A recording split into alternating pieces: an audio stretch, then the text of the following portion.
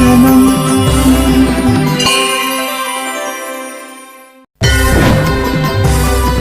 దర్శనం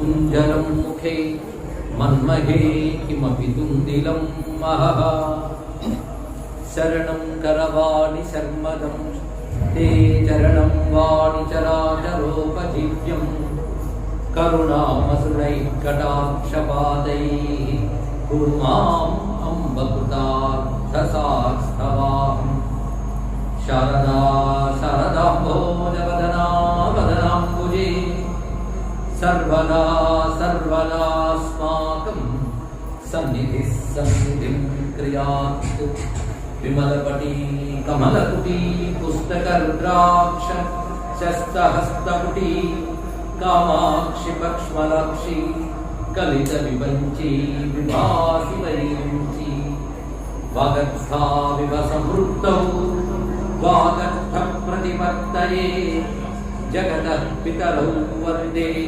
పార్వతీ పరమేశ్వరౌ గురవే సర్వలోకానాం విషయే భవరూపిణాం నిధయే సర్వవిద్యానాం దక్షిణామూర్తయే నమః. నారాయణ సమారంభాం వ్యాసశంకరమధ్యమాం అస్మదాచార్యపర్యంతాం వందే గురుపరంపరాం.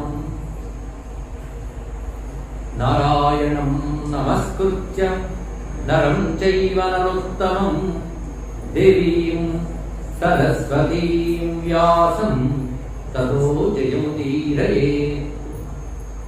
విశ్వేశం మాధవం డుండిం దండపాణిం చ భైరవం వందే కాశీం గుహాం గంగాం భవానీం మణికర్ణికాం. సానందమానందవనే వసంతం ఆనందకందం హతపాపవృందం వారాణసీనాథమనాథనాథం శ్రీ విశ్వనాథం శరణం ప్రపద్యే. శ్రీ విశ్వనాథం శరణం ప్రపద్యే. శ్రీమత్పరస్మై నిజచిద్ఘనాయ గౌరీతపఃపూర్ణఫలప్రదాయ కేదారనాథాయ నమః శివాయ.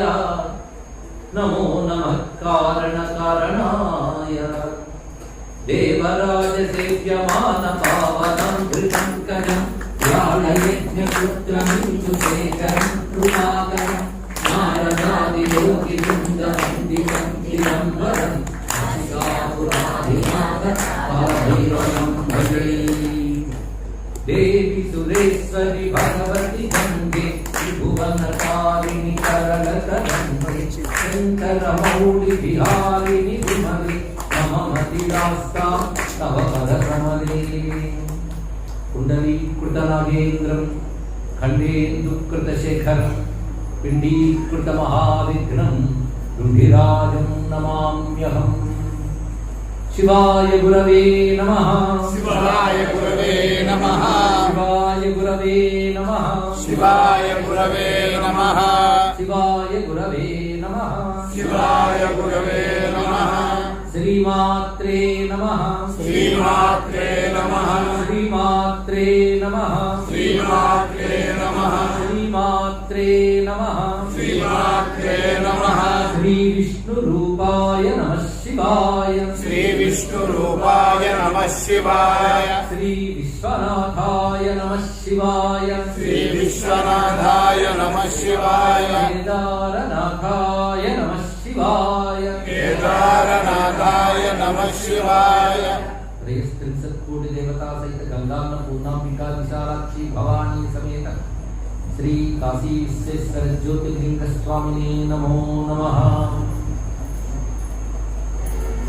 కాశీమాత నమస్కరించుకుంటూ రామసార గాంధాశ్రమం ఇక్కడ వచ్చినటువంటి ఆత్మీయులందరికీ వారి హృదయంలో అమ్మవారికి నమస్కరించుకుంటూ ఈసారి దేవీ నవరాత్రుల సందర్భంగా కాశీవాసు సమక్షంలో విశ్వనాథునికి 4 మాటలు మారేడు దళాలతో అర్చన చేసుకునే అవకాశం లభించింది.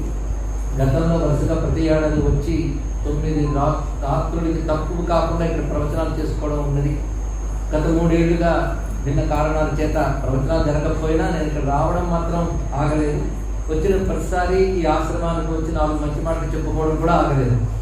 ఒక్క పూట అయినప్పటికీ ప్రతి ఏడాది క్రమం తప్పకుండా విశ్వనాథార్చన జరుగుతున్నది. ఈ ఏడాది కూడా అనుకోకుండా దేవీ నవరాత్రి ఇక్కడ రావడం తటస్థించింది. ఆ సందర్భంగా మిత్రులు పెద్దలు సుందరరామ శర్మ గారు కోరుకున్నారు ఇక్కడికి రావాలని. చాలా సంతోషం. అయితే ఈసారి ఏం మాట్లాడతారు అనగానే నాకు వెంటనే భవానీ దేవుని భావించుకుందా అనిపించి భవానీ భావన అనొక శీర్షిక పెట్టుకోవడం జరిగింది.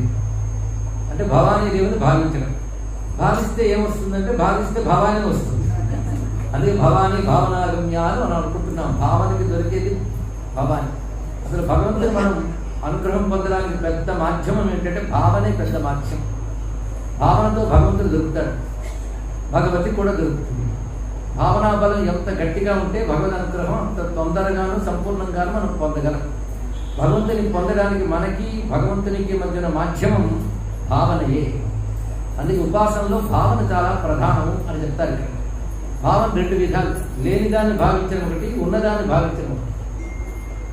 లేనిదాన్ని ఎందుకు భావిస్తామంటే అలుగు లేదు కనుక. మరి ఉన్నది భావించడం ఎందుకండి? కనబడుతూ ఉంటే కదా. అంటే భగవంతుడు కనబడే వస్తువు కాదు, కానీ ఉన్న వస్తువు కనుక లేనివాడిని భావించడం కాదు, ఉన్నవాడిని భావించాలి. కానీ చిత్రం ఏంటంటే ఇంద్రియాలకు గోచరించడు ఇది గోచరించదు. ఏదైనా భగవతి అయినా భగవంతుడైనా పరమాత్మ ఇంద్రియాలకు గోచరించే విషయం కాదు కనుక అది కూడా భావన విషయమే అవుతుంది. అయితే లోకంలో లేని విషయం మనం ఎక్కువ భావిస్తూ ఉంటే తప్పకుండా ఏదో ఒక అనుభవం కలగడం మనకు తెలుసు. ఏదో ఒక ప్రమాదకరమైన అంశము ఏదో మనం ఎక్కువ భావిస్తే దాని ప్రభావం మనస్సు మీద పడుతుంది, శరీరం మీద పడుతుంది. మనం చూస్తూనే ఉన్నాం. ఆనందకరమైన విషయాన్ని ఎక్కువ భావించినా దాని ప్రభావం కూడా కనబడుతుంది. లేని వస్తువును భావించడమే ఇలా ఉంటే ఉన్న వస్తువును భావించడం అనేటువంటిది ఇప్పుడు భగవద్ విషయంలో మనం చేయవలసింది. అంటే ఉన్నవాడేది కదా భగవంతుడు లేదా అమ్మవారు. ఉన్నవాళ్ళని మనం భావిస్తున్నాం. ఉన్నవాళ్ళని భావించాలంటే భావించడానికి కూడా పద్ధతి ఉంది. అది తెలిస్తే భావనాగమ్య అర్థమవుతుంది. భావనకు లభించున్నది అని అర్థం. భావన ఎలా చెయ్యాలి అనే దానికి ఉపనిషత్తు కూడా ఉంది. భావన ఉపనిషత్తు దానిలో అమ్మవారిని ఎలా భావించాలో చెప్తాడు. ఆ పద్ధతిలో భావిస్తే అమ్మవారు తప్పకుండా లభిస్తున్నది కనుక భావనాగమ్య. అంటే భావనకు కూడా పద్ధతి ఉందన్నమాట. ఎందుకంటే లేని వస్తువుని ఇష్టానుసారం భావించుకోవచ్చు, కానీ ఉన్న వస్తువుని ఇష్టానుసారం భావించడం కాదు. శాస్త్రం చెప్పింది మన ఇష్టం చేసుకుని ఆ ఇష్టానుసారం భావించాలి అని అర్థం. అంటే శాస్త్ర పద్ధతిలో భావించాలి. అది శాస్త్రీయ భావన అవసరం. శాస్త్రీయ భావన ఎలా ఉంటుంది అంటే భగవద్ విషయంలో భగవంతుడి గురించి శాస్త్రం ఏం చెప్పిందో తెలుసుకుని దాన్ని భావించాలి అన్నారు. భగవంతుడి శాస్త్రం ఎలా చెప్తుందంటే మామూలుగా రూపవర్ణన మనకు తెలుసు. శివుడు అంటే ఎలా ఉంటాడు, అన్నపూర్ణ అంటే ఎలా ఉంటుంది, కామాక్షి అంటే ఎలా ఉంటుంది, లక్ష్మీదేవి ఎలా ఉంటుంది, సరస్వతి, రాముడు, కృష్ణుడు వీళ్ళ పేర్లు చెప్పగానే వద్దన్నా మనకు వాళ్ళ రూపం భావనలోకి వస్తుంది. ఈ భావన మనం ఇష్టానుసారం చేస్తున్నామా అంటే శాస్త్రం వర్ణించిన ప్రకారం మనం భావిస్తున్నాం. అదే శాస్త్రీయ భావన. అదే రాముడు మనం ఇష్టం వచ్చినట్టు శాస్త్రంలో ఏది ప్రసిద్ధిగా ఉన్నదో ఆ రూపాన్ని అలాగే తెలుసుకుంటాం. అందుకే ఎలా భావించాలనడానికి మనం ఈ స్తోత్రం చేసినా మంత్రం చేసినా ముందు రూపవర్ణన చేస్తారు. అరుణాం కరుణాకరంగితాక్షి ధృత పాశాంకుశ పుష్పబాణ చాపం అణిమాది రాహృత మయూకై అహమిత్యేవ విభావయే అన్నాడు. ఇక్కడ భావిస్తున్నాను అన్నాడు. ఇక్కడ అది విశేషంగా భావిస్తున్నాడు. అది విభావయే. ఎలా భావిస్తున్నా అంటే ఎర్రని కాంతులతో ప్రకాశించే తల్లి, కరుణని తన కడకంటి చూపుల్లోంచి నిరంతరం ప్రసరింపజేస్తున్న జగన్మాత, 4 చేతుల్లో చెరకవిల్లు, పువ్వుల బాణాలు, పాశాంకుశాలు ధరించినటువంటి ఆ తల్లిని నేను ఇలా ఇది అంటే ఈ విధముగా విభావే భావిస్తున్నాను. ఎవరిని భావిస్తున్నాను? భవానీ మనం పెట్టానన్నాడు. అక్కడే భవానీ శబ్దం మనకు కనబడుతుంది. లలితా సహస్రనామ స్తోత్రం ప్రారంభంలో చేసే ధ్యాన శ్లోకంలో అమ్మవారి పేరేం చెప్పబడుతుంది? మొత్తంలో భవానీని భావిస్తున్నాను. ఎలా భావిస్తున్నావు? ఇది ఇలా ఈ విధముగా భావిస్తున్నాను అన్నాడు. ఏ విధముగా అంటే అరుణా కరుణాకరం గతాక్షి ధృత పాశ అంకుశ పుష్పబాణ చాపం అణిమాది రాహృతాం. అమ్మవారి శ్రీచక్రం మధ్యలో ఉంటే ఆ త్రైలోక్య మోహన చక్రం అనబడేటువంటి ఆవరణ చివరకున్నదో అక్కడ అణిమ ఇత్యాది దేవతలు ఉంటారు. వాళ్ళు మొదలుకొని బిందు చక్రం వరకు ఉన్న దేవతలందరినీ కలుపుకుంటే అమ్మవారి జ్యోతిలా ఉంటే వాళ్ళందరికీ కిరణాల్లో శక్తులు ఉన్నారు. ఆ శక్తుల మధ్యలో అమ్మవారు ఎలా ఉన్నారంటే కిరణాల మధ్య సూర్యుడిలా ఉన్నారు. అద్భుతమైన భావం ఇక్కడ. కిరణాల మధ్య సూర్యుడు అంటే సూర్యుడు అక్కడ కూర్చుంటే కిరణాలు అక్కడికి చేరలేదు. సూర్యుడు శక్తుల కిరణాలు, అమ్మవారి శక్తులే అనిమాది దేవతలు అని చెప్పడం. అంటే తన నుంచి వ్యక్తమైన, తనకు అభిన్నమైన శక్తుల మధ్యలో కూర్చున్న జగన్మాత నేను భావిస్తున్నానంటే మొత్తం శ్రీచక్రంలో ఉన్న దేవతలందరినీ అక్కడ చూపిస్తూ ఆ దేవతాగణ మధ్యలో ఉన్న అమ్మవారి రూపాన్ని చెప్తూ ఈ విధంగా నేను భావిస్తున్నాను అనేది ధ్యాన శ్లోకం చెప్పారు. అలా అమ్మవారిని రూపభావన అంటారు ఇక్కడ. దాని తర్వాత మంత్రభావన. అమ్మవారికి ఒక మంత్రం ఉంటుంది, మంత్రం లేకపోతే నామం ఉంటుంది. మంత్రం ఉంటుంది కానీ మంత్రం మనకు ఉపదేశం లేకపోతే అమ్మ నామమే మంత్రం మనకి. భవాని కానీ లలిత కానీ ఏదైనా అమ్మ పేరు శాస్త్రం చెప్పిన పేరు, అది కూడా మనం పెట్టుకున్న పేరు కదా కాదు కదా, మనం పెట్టుకున్న పేరు కాదు, శాస్త్రంలో ఉంది. లలిత అని భవాని అని శాస్త్రంలో ఉంది కనుక ఆ నామాన్ని మంత్రాన్ని భావిస్తున్నాం. మంత్రభావన అంటే శబ్ద భావన అని వచ్చింది ఇక్కడ. మొదటిది రూపభావన, రెండవది శబ్ద భావన. ఈ రెండింటి తర్వాత భావన ఏమిటంటే తత్వభావన అన్నాడు ఇక్కడ. తత్వాన్ని భావించాలి. ఏ తత్వం ఈ నామరూపాల్లోకి వచ్చిందో ఆ తత్వాన్ని భావించాలి. అంటే సాధారణంగా సామాన్యులు మొదటి 2 దాకా ఆగిపోతారు. అలా ఆగిపోతే ఇప్పుడు సామాన్యులు ఉంటే బాగుంటుంది కదా, అసామాన్య స్థితికి వెళ్ళాలి. అదే అమ్మ రూపాన్ని భావిస్తూ, నామాన్ని భావిస్తూ, ఈ నామరూపాలను తత్వాన్ని భావన చేయాలి. అమ్మ నామాలు ఎన్నో, ఒక్కొక్క నామం అంటే తప్పకుండా ఒక రూపం మనం స్ఫురించి తీరుతుంది. దుర్గా అనగానే మనకు తెలిసిన దుర్గా రూపం మహిషాసురమర్దినో ఏదో స్ఫురిస్తుంది. లక్ష్మి అనగానే పద్మహస్త అయినటువంటి రూపం, సరస్వతి అనగానే వీణాపాణి రూపం స్ఫురిస్తుంది. మరి భవాని అంటే ఏమి స్ఫురిస్తుంది అంటే లలిత ఇక్కడ భావించాం. కానీ భవాని అనే శబ్దాన్ని మనం ఇప్పుడు నామరూపములు 2 భావన చేస్తూ తత్వంలోకి వెళ్ళాలి. శబ్ద భావన అనుకోకుండా తత్వంలోకి తీసుకెళ్తుంది. భావన మనల్ని తత్వంలోకి తీసుకువెళ్తుంది. ఈ వాక్యం గుర్తుపెట్టుకుంటే చాలు. రూపాన్ని మనం తలంచుకున్నాం, తలంచుకుంటే స్మరణ అయింది. కానీ ఆ రూపం వెనకాల తత్వం ఏమిటి, ఆ రూపం అమ్మ ఎందుకు స్వీకరించింది, ఇవన్నీ మనం విచారణ చేస్తే అదే భావం అవుతుంది ఇక్కడ. అందుకే నామరూపాలను మనం భావన చేస్తే అది తత్వంగా పరిణమిస్తుంది. అది మన ధ్యానం అనే మాట కూడా భావన వల్లే వస్తుంది ఇక్కడ. అది భావన గొప్ప మాధ్యమం. భగవంతుడు భావనకు దొరుకుతాడు. అందుకే నదేవో విద్యతే కాష్టే నపాషానే నమనున్మయే భావే విద్యతే దేవ తస్మాత్ భావో హి కారణం అని పెద్దలు చెప్తుంటారు. భగవంతుడు రాతిలో ఉండడు, కర్రలో ఉండడు, ధాతువుల్లో ఉండడు. మరి ఎక్కడ ఉంటాడంటే భావంలో ఉంటాడు. అంటే ఇక్కడ విగ్రహాలు కూడదని చెప్పడం కాదు. నీకు భావం లేనప్పుడు విగ్రహంలో ఉన్న భగవంతుడు కూడా నువ్వు పొందలేవు, దాని యొక్క అంశం. అది తస్మాత్ భావోహి కారణం. భావమే అన్నిటికీ కారణం. అది భావగ్రాహి మహేశ్వర, భావగ్రాహి జనార్దన అని కూడా పెద్దలు చెప్తుంటారు. భగవంతుడు భావాన్ని మాత్రమే స్వీకరిస్తాడు. భగవంతుడు మనకి ఏది ఇచ్చినా ఇవ్వకపోయినా భావం ఇచ్చాడు కదా, భావించుకోవచ్చు. అది మన పూజల్లో 30 భావం భావం లేదు. అశ్వానారోహయామి, రథానారోహయామి, గజానారోహయామి అంటే రథాలు గజాలు భావిస్తే కానీ మనం తీసుకున్నాం. ఇక్కడ సులభంగా భావంతో భగవంతుని పొందుతాం. అందుకే భావంలోన భాగ్యమునంతులు గోవింద గోవింద అని కొలువో మనసా అన్నారు అన్నమయ్య కూడా. అది భావన అంత బలం ఉంది. అయితే భవానీ భావన అనే మాటలు చాలా విశేషంగా ఉన్నాయి. భవానీ భావనాగమ్య భవారణ్య కుఠారిక భద్రప్రియ భద్రమూర్తి భక్త సౌభాగ్యదాయిని భక్తిప్రియ భక్తివశ్య భక్తిగమ్య భయాపహ. లలితా సహస్రనామాలు చాలా మందికి తెలిసినవే. అయితే ఈ జీవుడు చెప్తున్నటువంటి భాష్యం కూడా విన్నవాళ్ళు చాలా మంది ఉన్నారు. ఈ 10 నామాల్లో భవానీ విద్య అన్న మంత్రశాస్త్ర విశేషం దాగి ఉంది అని వేత్తలు తెలియజేస్తూ ఉంటారు. ఈ నామాలన్నీ భకారంతోనే మొదలవుతాయి. ఇందులో భవానీ విద్య స్వరూపం చెప్పారు. అది ఏ విధంగా ఉపాసన చేయాలో చెప్పారు. ఉపాసిస్తే ఫలితం ఏంటో చెప్పారు. ఇంకేం కావాలి, ఇంతకు నుంచి విద్యను ఆవిష్కరించడం ఇంతకంటే గొప్ప పద్ధతి ఉంటుందా? భవానీ. ఆ భవానీ ఎలా దొరుకుతుందని భావనాగమ్య. భావిస్తే ఏమొస్తుందంటే భవారణ్య కుఠారిక. సంసారం అనేటువంటి భయంకరమైన అడవి పట్ల గండ్రగొడ్డల్లా ఉంటుంది అమ్మవారు. గండ్రగొడ్డలు ఎలాగైతే చెట్లని తెగ నరుకుతుందో, ఈ సంసారం అనే భయంకరమైన అరణ్యంలో ఉన్నటువంటి ఈ విషవృక్షాలన్నింటినీ అమ్మవారు అలా నరికివేస్తారు. అంతేకాదు ఆవిడ స్వభావం మంగళం. ఆవిడ స్వభావం మంగళకరంగా ప్రవర్తిస్తే ఆవిడకి ఇష్టం. మంగళకరమైన భావనలు, మంగళకరం అంటే సద్భావనలు, ధార్మిక భావనలు, ఇవన్నీ కూడా సాత్వికమైనవి, ధార్మికమైన భావనలు మంగళం అంటారు. మంగళానికి మరొక పేరే భద్రం. అమ్మవారికి భద్రం అంటే చాలా ఇష్టం. మన భద్రం కన్నే శ్రీయామ దేవా అంటూ ఉంటాం కదా.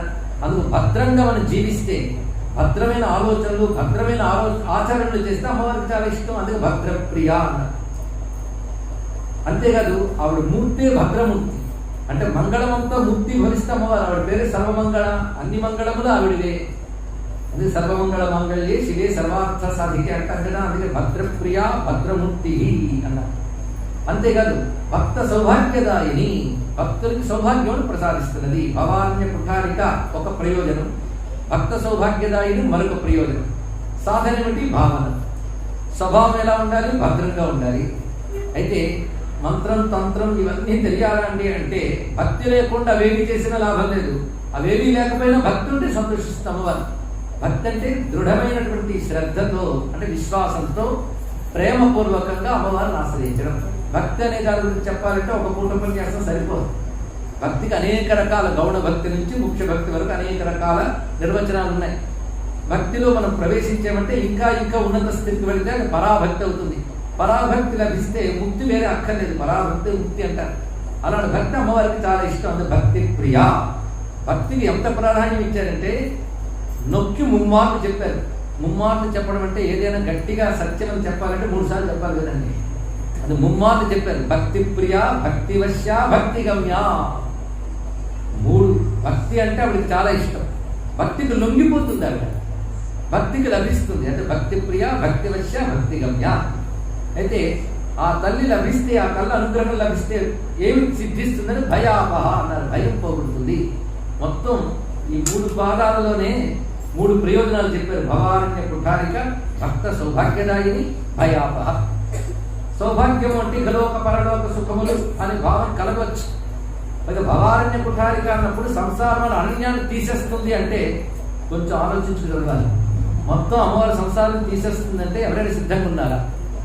తీసేయమ్మా అనడానికి ఎవరైనా సిద్ధంగా ఉన్నారంటే మొత్తం సంసారం తీసేస్తే అనగా అది ఉండాల్సిందే అనుకున్న వాళ్ళే ఎక్కువ. కానీ అసలు కైవల్యం ఎప్పుడు వస్తుందంటే సంసారం పోతే కానీ రాదు. ఎందుకంటే సంసారం లేనిది ఉన్నట్టు కనబడుతుంది. అమ్మవారు ఉన్నారు లేనట్టు కనబడుతుంది. కానీ ఉన్నట్టు కనబడే సంసారం అబద్ధం, లేనట్టు కనబడే అమ్మవారు సత్యం. కనుక ఇది పోతే కానీ దొరకదు, చీకటి పోతే కానీ వెలుగు లేనట్టు, వెలుగు వస్తే చీకటి అలగపోతుంది. అందుకే అమ్మవారి సంసారం అనే అరణ్యాన్ని తీసేస్తారు. అరణ్యం జీపుగా పెరిగిపోతే చిక్కుంది, ఒక చెట్టు నుంచి మరొక చెట్టు అలా క్రమక్రమంగా పెరుగుతాయి. అందుకే జన్మలు కూడా కర్మలతో మొదకెత్తు పెద్ద అరణ్యంలా తయారైపోయింది. ఎప్పుడు దరిదాపు ఆది అంతం తెలియకుండాది. అలాంటి దాన్ని తొలగించడం ఏంటంటే భయాపహ, భయాలు తొలగిస్తుంది. భయం అనేది కూడా సాపేక్ష సత్యం. ఒక్కొక్కడికి ఒక్కొక్క భయం. పరీక్షలు రాసేవాడికి పాస్ అవుతానో లేదో భయం. అవన్నీ దాటి ఉద్యోగంలో వచ్చాక వాడికి రోజు ఎందుకు భయాలు. కనుక విశ్వంలో అన్ని భయాలే. అయితే అసలు భయం ఏంటో తెలుసుకోవడానికి కూడా తెలివితేటలు ఉన్నాయి. అసలు భయం ఏమిటి అంటే ప్రహ్లాదుడు చెప్తాడు అసలు భయం ఏమిటో. నీ నరసింహాకృతి చూచి నే వరద పూర్ణ క్రూర దుర్వార దుర్భర సంసార దవాగ్నికి వెరదు నీ పదాశ్రయం చేయవే అని అడుగుతాడు. స్వామి నరసింహస్వరూపం చూసి నాకేం భయం కలగట్లేదు, మిగిలిన వాళ్ళు భయంతో వణికిపోతున్నారు, కానీ మా నారాయణ తెలిస్తే భయం ఉంది. అది మాకేం భయం లేదు. భయం దేనికంటే సంసారం చూసి భయపడాలి. అడుగడుగునా భయం తప్ప ఈ సంసారంలో సుఖం లేదు. ఉందేమో భ్రాంతి మాత్రం చచ్చే వరకు ఉంటుంది. అది భ్రాంతి తెలిసేటప్పుడు చచ్చిపోతుంది. అది భయం తప్ప మరొకట్లేదు. అయితే భయం అంటే ఏమిటంటే మళ్ళీ శాస్త్రానికి శాస్త్రంతోనే సమాధానం చెప్పాలి. మనం ఇచ్చే నిర్వచనాన్ని సరిపోదు. భయానికి శాస్త్రం ఏం చెప్తుంది? ద్వితీయాత్మై భయం భవతి అన్నది. బ్రహ్మము తప్ప మరొక వస్తువు ఉంది అని అనిపిస్తే అదే భయం. రెండవ వస్తువు వల్ల భయం కలుగుతుంది అన్నారు పెద్దలు. రెండవ వస్తువు ఉంటే భయం వస్తుంది. అవునా లేదా మనం ఆలోచించాలి. మనం ఒక్కరం ఉన్నట్టు భయం లేదు, మనం గుర్తెళ్తేనే భయం. కొంతమంది ఎవరు లేకపోతే భయపడుతుంటారు. ఎవడో వస్తాడని భయం అందరూ దాగుంటుంది. ఒక ఆయన నేనున్నాను భయపడుతున్నాడు, అదేనా భయం ఆయన అన్నట్టు. కనుక ఉన్నాడు అంటే ఇంకో వస్తువు రెండవది ఉంటే భయం వస్తుంది. మరి ఏదో ఒకటి ఉంటే చాలు. ఉన్నది ఒకటే, ఏకం అద్వితీయం బ్రహ్మ అన్నారు ఇక్కడ. ఉన్నది ఒకటే బ్రహ్మ వస్తువు, రెండో వస్తువు లేదు. ఉన్నది అంటే అది భయం. ఎప్పుడైతే ఈ ద్వైతం అనేది ఉంటుందో, ద్వైత భ్రాంతి ఉన్నంతకాలం భయం ఉంటుంది. ఆ ద్వైత భ్రాంతి ఎలా తొలగుతుందంటే మనం ఎన్ని చర్చలు చేసినా, ఉపనిషత్తులు పారాయణ చేసినా పోదు. ఈశ్వరానుగ్రహం వల్లనే తొలగాలి. ఇక్కడ ఈశ్వరి అనుగ్రహం కావాలి. ఎందుకంటే ఆవిడ స్వరూపే బ్రహ్మ విద్యా స్వరూపిణి. ఆ తల్లి అనుగ్రహిస్తేనే ఈ భ్రాంతి భయం రెండు కలుగుతాయి. అది అమ్మవారి ఉపాసన యొక్క పరమ ప్రయోజనం ఏమిటంటే భయాపహ. ఇది పరమ ప్రయోజనము అన్నారు. ఇక్కడ భయాన్ని కూడుతుంది. భయం అవిద్యా లక్షణం, భయం అజ్ఞాన లక్షణం. ఈ అజ్ఞాన విద్య తొలగిపోతే అది ముక్తి గతి. అది అమ్మవారి ఉపాసన. భవానీ ఉపాసన మనకు 3 రకాల ప్రయోజనాలు ఇస్తున్నది. భవానీ కుఠారిక, భక్త సౌభాగ్యదాయిని, భయాపహ. 3 రకాలు. ఇంకేం కావాలండి? ఇంతకంటే గొప్ప ప్రయోజనాలు మరి ఉంటాయా? ఈ 3 కలిగించే తల్లిని మనం ఆరాధించే విధానం ఏంటో భక్తి, భావన. ఇది ఇందులో కనబడుతుంది. భద్రం, భక్తి, భావన, భద్రం. 3 భకారాలు. ఆవిడ 3 భకారాలు. భవాని కుఠారిక, భయం, భయాపహ. అంతే కదా. సౌభాగ్యదాయిని, భాగ్యదాయిని, ఇవి భకారాలే. ఇంకా మనకు ఉండవలసిన భకారాలు 3: భక్తి, భద్రం, భావన. అవి ఉన్నాయో లేవో చెక్ చేసుకుంటూ ఉంటే చాలు. కానీ అమ్మవారి పట్ల భక్తి ఉండాలి. మన ప్రవర్తన, మన ఆలోచన, మన జీవితం భద్రంగా ఉండాలి. అది క్షేమంగా ఉండాలంటే మంగళకరంగా ఉండాలి. భావనా బలం గట్టిగా ఉండాలి. భక్తికి భావనే ప్రధానం కనుక అమ్మవారిని భావించాలి. ఈ భావనలో భాగాలు ఉపాసనలు ఇవన్నీ వచ్చాయి. ఒక విగ్రహం పెడతాం, అమ్మవారంతా దండం పెడతాం. అక్కడ ఉన్నది ఏంటి? భావనే ఉంది ఇక్కడ. అయితే మన భావనకి మంత్రబలం, దైవబలం తోడై ఆ భావన బలం పడుతుంది అక్కడ.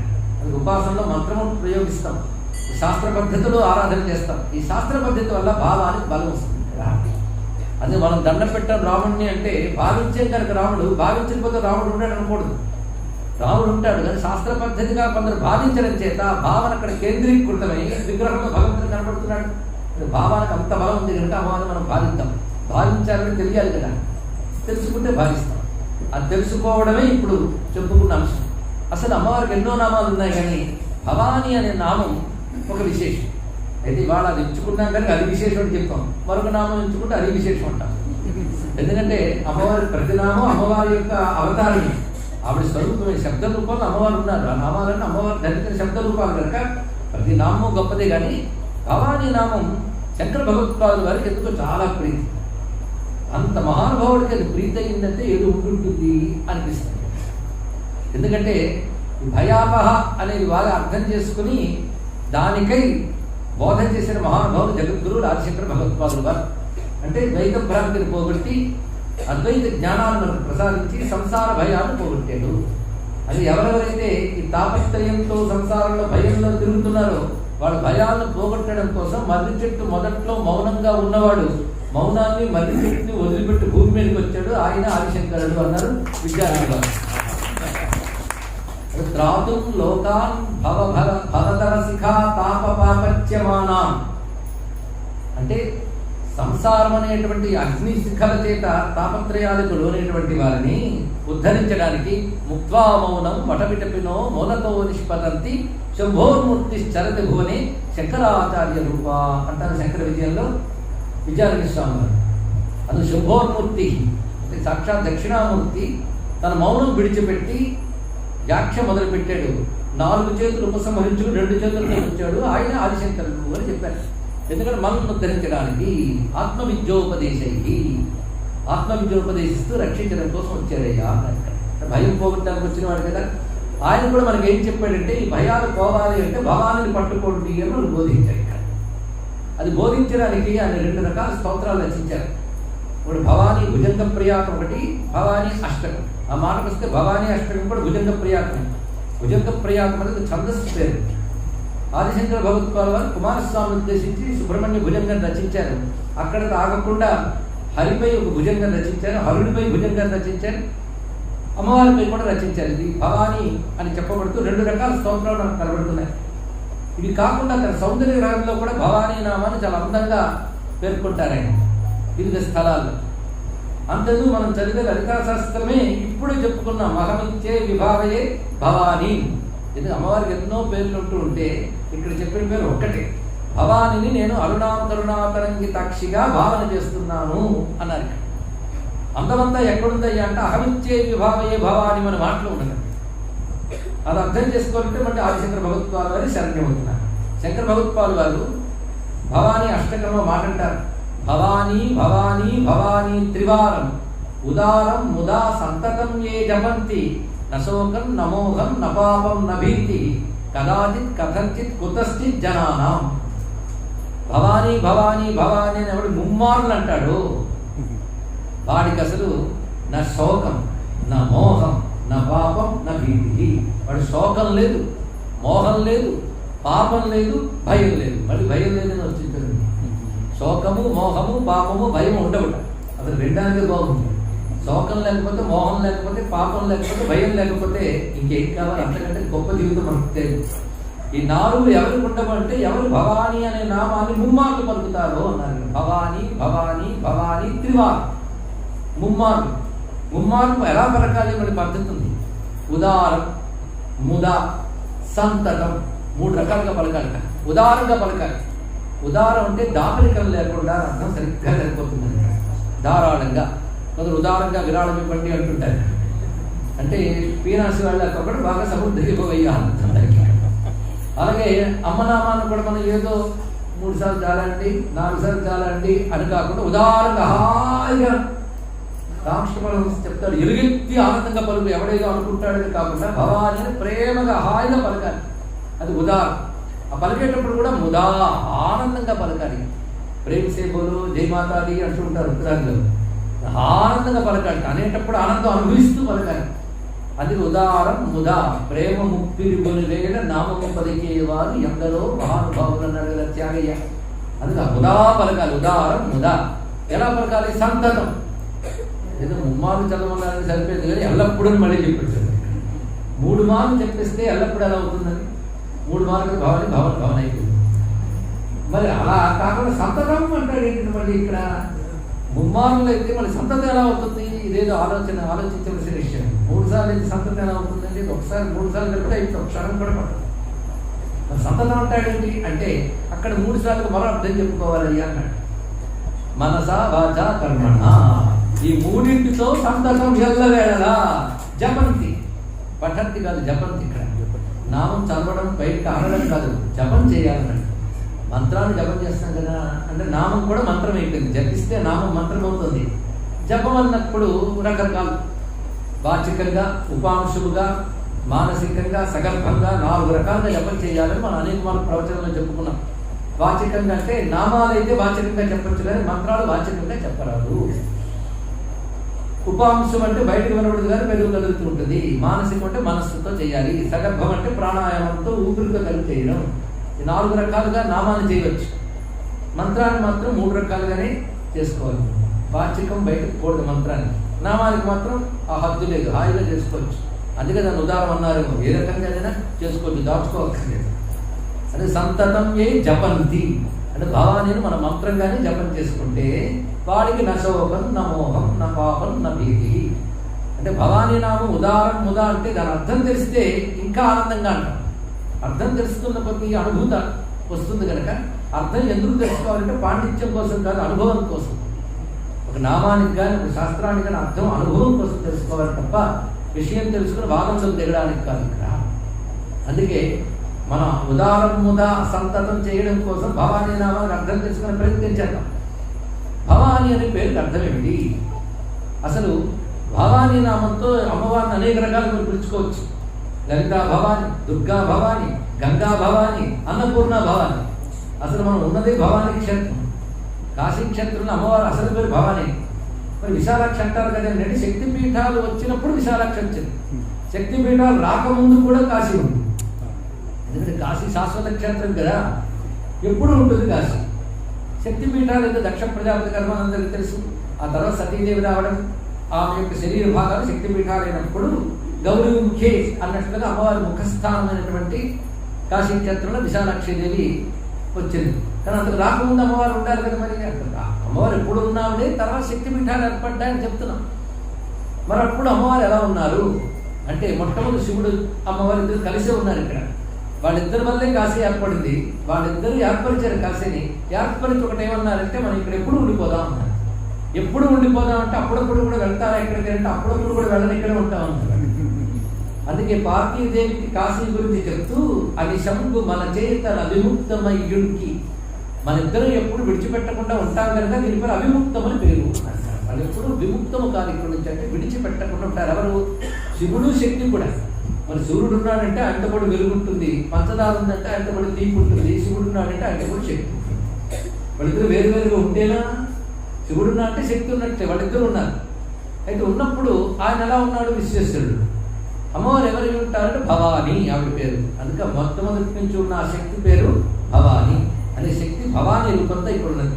అయితే అమ్మవారు ఎలాంటిదంటే కొన్ని కోట్ల శక్తులు కలిసిన శక్తి ఆవిడ. అనంత శక్తి, అనంత అద్భుత దివ్య శక్తి లసిత యా సర్వపీఠాత్మిక. అనంత అద్భుత దివ్య శక్తులన్నీ అతని దగ్గర ఉన్నాయి. ఇక్కడ పేరుకు ఒక భవానీ కానీ తన నుంచి అనేక రకాల శక్తులను ఆవిడ వ్యక్తపరిచింది. ఆ శక్తులన్నీ ఉన్నాయి కాశీ క్షేత్రంలో. అందుకే అష్టాదశ శక్తి పీఠాలు లేదా 105 శక్తి పీఠాలు శాస్త్రంలో చెప్పిన కష్టపడి తిరగచ్చు దేశమంతా. ఆ శ్రమ పడక్కర్లేదయ్యా, అన్ని శక్తి పీఠాలు కాశీలోనే ఉన్నాయని అమ్మవారి అది నా మంత్రం సిద్ధించాలంటే శక్తి పీఠాలు సేవించాలి. శక్తి పీఠాలు ఉన్నది సాధన కోసం, క్షేత్రం ఉన్నది సాధన కోసం. అదే నా శక్తి పీఠాలకి నా మంత్ర సాధకులు వెళ్ళి సాధన చేయాలి. అన్ని శక్తి పీఠాల్లో చేయగలిగినా చేయలేకపోయినా కాశీకి వచ్చేస్తే చాలు అని అమ్మవారి దేవి భాగవతంలో చెప్పారు. ఈ విషయం మనం గతంలో కూడా చెప్పుకున్నాం. అందుకే అమ్మవారి ఇక్కడ భవానీ పేరుతో సర్వశక్తి స్వరూపిణిగా ఉన్నది ఇక్కడ. కానీ ఆవిడ పేరు భవాని. అది విశ్వేశం మాధవం నుండి దండపాణించ భైరవం వందే కాశీం గుహాం గంగాం భవానీ మణికర్ణికాం యా విశ్వేశ మనోహరి శివకరి విశ్వైకరాజ్ఞి శివ యా కాశీ స్థిరవాసలోనముని బృంద ఆనంద సంధాయిని యా అనంతాద్భుత దివ్యశక్తి రచిత యా సర్వపీఠాత్మిక సా విశ్వ పరిపాతు విశ్వమఖిలం పూర్ణ భవాని సదా అని అమ్మవారి గురించి భావిస్తూ ఉంటే ఆ తల్లి పలికించిన ఒక శ్లోకాన్ని ఇక్కడ మనం చెప్పుకున్నాం. యా విశ్వేశ మనోహరి, ఆవిడ ఎవరయ్యా అంటే విశ్వేశ్వరుని మనస్సును హరించిందాడు. హరుని హరించింది తల్లి, ఆవిడ మనస్సును హరించిందాడు. అది యా విశ్వేశ మనోహరి శివకరి, శివాన్ని కలిగిస్తూ ఉంటుంది.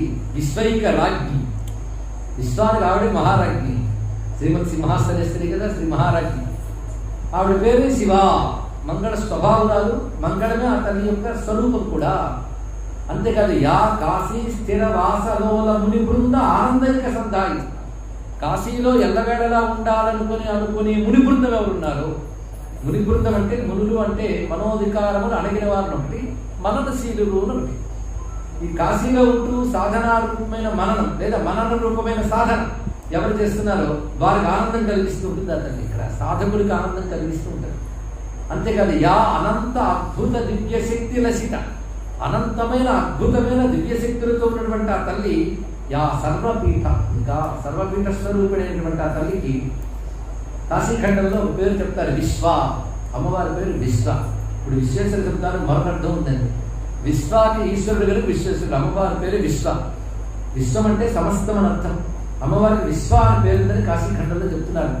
అని యా విశ్వ అటువంటి తల్లి పరిపాటు విశ్వమఖిలం, సమస్త విశ్వాన్ని రక్షించుగాక. అటువంటి ఆ జగన్మాత పూర్ణ భవానీ సదా, ఆవిడ మరొక పేరు పూర్ణ. పూర్ణ అంటే నిండైన తల్లి. పూర్ణ భోగిని భువనేశ్వరి అని చదువుతుంది కదా లలితా సహస్రనామాల్లో, అది ఆవిడ పేరే పూర్ణ. ఎందులో పూర్ణము అంటే ఎందులో పూర్ణం కాదు, అన్నిట్లోనే పూర్ణమే. పూర్ణం అనే పేరే అన్నింటిలోనే. మళ్ళీ ముందు ఇందులో పూర్ణం అందులో పూర్ణం అని చెప్పాలి. గుణపూర్ణ, సౌందర్య పూర్ణ, ఈ పూర్ణ పూర్ణ అంటే. అయినప్పటికీ మనకు మాత్రం కావలసినవన్నీ ఐశ్వర్యాలు. ఈ ఐశ్వర్యాలు ఆవిడిస్తేనే వస్తాయి. అయితే మనకున్న ఐశ్వర్యాలు వస్తాయి, పుణ్యం పోతే అవి పోతాయి. కానీ అమ్మవారి దగ్గర ఐశ్వర్యాలు ఎప్పుడూ పోవు. ఆవిడ ధనాగారం, ఆవిడ భాండాగారానికి ఖాళీ లేదు, ఎప్పుడు పూర్ణంగా ఉంటుంది. అందుకే ఐశ్వర్యములకు మరొక పేరు అన్నం. ఐశ్వర్యాలన్నీ ఎప్పుడు పూర్ణంగా తన దగ్గర ఉన్నాయి కనుక అన్నపూర్ణ అన్నారు. ఇక్కడ పూర్ణ అంటే అన్నపూర్ణయే అని భవానీ నామం అన్నపూర్ణకు వర్తిస్తుంది అని శాస్త్రం చెప్తారు. మనం భాగవతం చదివితే వామనుడు ఉపనయనాన్ని వర్ణిస్తారు. వామనుడు ఉపనయనం చేశాడు, పైగా పుడుతూనే ఉపనయన సమవయస్కుడు అయ్యాడు. పుడుతూనే ఉపనయనానికి సమానం కావలసిన వయసుతో వచ్చాడు, ఆయన వ్యక్తపడ్డాడు. వెంటనే ఉపనయనం చేశారు. ఉపనయనం చేసినప్పుడు ఎలా చేశారంటే సాక్షాత్ సావిత్రిని ఉపదేశించి అంటాడు పోతన గారు. సూర్యుడు వచ్చి గాయత్రి మంత్రం చెప్పాడు. గాయత్రి మంత్రం అంటే సూర్యమండలాంతర్గతమైన పరబ్రహ్మ చైతన్యం కదా, అది ఆ మంత్రం సూర్యుడు వచ్చి ఉపదేశించాడు. ఇంకా ఆ తర్వాత భూదేవి ఆయనకి కృష్ణాగిని ఇచ్చింది. ఇలా ఒక్కొక్కరు ఒక్కొక్కటి ఇచ్చారు. కుబేరుడు వచ్చి కానుక ఇచ్చారు. వాడు కొంచెం ఒక్కొక్కరు ఇస్తారా అని ఏమి ఇచ్చారంటే భిక్షాపాత్ర ఇచ్చారు. కుబేరుడు అంటే ఏదైనా దానాలను ఇవ్వచ్చు కదా, భిక్షలు ఇచ్చారంటే దేనికి ఏది ఉచితమో అది ఇవ్వాలండి. ఉపనయనం చేసుకున్న విప్రుడికి భిక్షాటన ధర్మం కనుక భిక్షాపాత్ర ఇచ్చారు. అప్పుడు భిక్ష ఎవరు పెట్టారయ్యా అంటే అక్కడ పోతన గారు అంటారు, పెట్టే భవాని పూర్ణ భిక్ష నరేంద్ర అంటారు. భవాని పెట్టింది పూర్ణ భిక్ష. అక్కడ భవాని శబ్దం వాడేది. అంటే అన్నపూర్ణ భవానికి భిక్ష వేసింది ఎవరికి? వామనుడికి. భిక్ష వేయాలంటే వేయవలసింది ఎవరు? అన్నపూర్ణయ్యే. కనుక అన్నపూర్ణ కూడా భవాని అని నేను చెప్పాను. అంటే అన్నపూర్ణ అంటేనే భవాని, భవాని అంటేనే అన్నపూర్ణ. అక్కడ అన్నపూర్ణకి భవానికి ఏమీ వ్యత్యాసం లేదు. అందుకే ఆదిశంకర భగవత్పాదుల వారు కూడా అమ్మవారిని వర్ణిస్తూ జ్వలకోటి బాలార్క భాసారుణాంగి, జ్వలకోటి బాలార్క భాసారుణాంగి సులావణ్య శృంగార శోభాభిరామ మహాపద్మ కింజల్క మధ్యే విరాజత్ త్రికోణే నిషన్నాం భలే అన్నపూర్ణాం అంటారు భవానీ అష్టకం. భవానీ అష్టకంలో అమ్మవారిని ఏమో స్తుతించారు, భలే అన్నపూర్ణాం అన్నారు. ఇక్కడ అన్నపూర్ణను స్తుతిస్తున్నాను అన్నారు. ఎటువంటి అన్నపూర్ణ అంటే ఆవిడ ఎలా ప్రకాశిస్తుందంటే ఎర్రని కాంతులు. ఆ కాంతులు ఎలాంటివంటే ఉజ్జద్భాన సహస్రాభ అంటున్నాం మనం ఇక్కడ. అదే ఇక్కడ జ్వలకోటి బాలార్క భాసారుణాంగి, కోట్ల కొలది బాల భాస్కరులు ఒక్క చోట వచ్చినట్లుగా. అంటే ఊహకు కూడా అందలేదు కదా, కోట్ల కొలది బాల భాస్కరులు ఒక్క చోట ఉంటే ఎలా ఉంటుంది, ఊహకు కూడా అందదు. అంటే ఊహకు కూడా అందాలంత కాంతి అమ్మవారి. అలాంటి బాలార్క భాష అరుణాంగి, అందుకే అరుణాం అన్నప్పుడు జయత ఎర్రని కాంతులతో అతను ప్రకాశిస్తున్నది.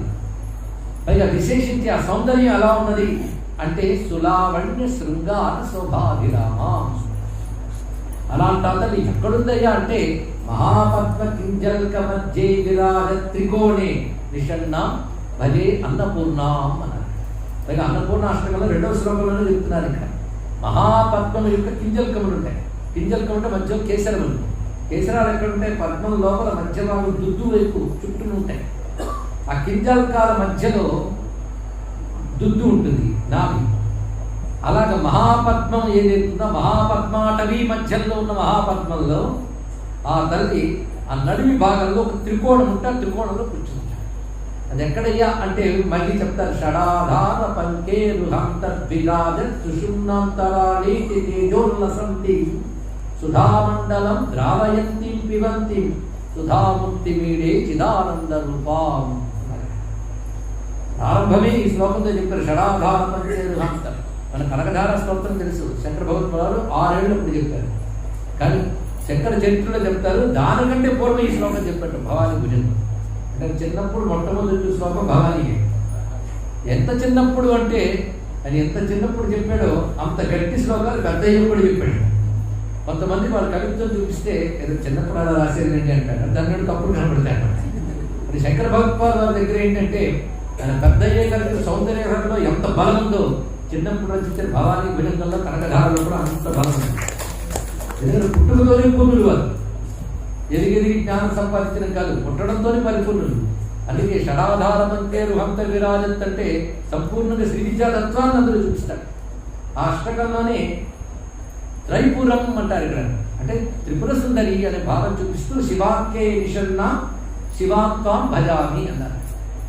శివుని అంకమనందున్న తల్లిని భజిస్తున్నాను అంటూ మొత్తం అందులో శ్రీచక్ర విశేషాలన్నీ కూడా చూపించారు. ఆ చిన్న వయస్సులో ఎప్పుడు ఉపాసన చేశాడు, ఎప్పుడు తెలుసుకున్నాడు, వాళ్ళు నేర్చుకోవాలంటే ఇక్కడ సర్వజ్ఞుడు ఆయన. అందుకే శంకర సాక్షాత్ అనాల్సింది. ఆ కారణం చేతనే ఆయన భవానీ గురించి ప్రస్తావన చేస్తూ షడాధార పంకేరు అంతర్విరాజత్ అని షడాధార పద్మములు, మూలాధార, స్వాధిష్టాన, మణిపూర, అనాహట, విశుద్ధ ఆజ్ఞాచక్రములు, వీటన్నిటిలో సుషుమ్నా నాడిలో ఉన్నటువంటి బిందు పాయింట్లు ఇవన్నీ కూడా కేంద్రాలు. ఆ సుషుమ్నాంతరాలే, ఆ సుషుమ్నాంతరాలలో బిసతంతు తరిగేసి తామర తూడులోని దారంగా ఆ సుషుమ్నా నాడిలో ఆ తల్లి ప్రసరిస్తుంది. ఆ ప్రసరిస్తుంది స్థిరంగా ఉన్న చోటు ఇది సహస్రాలు, అదే మహాపద్మాటి.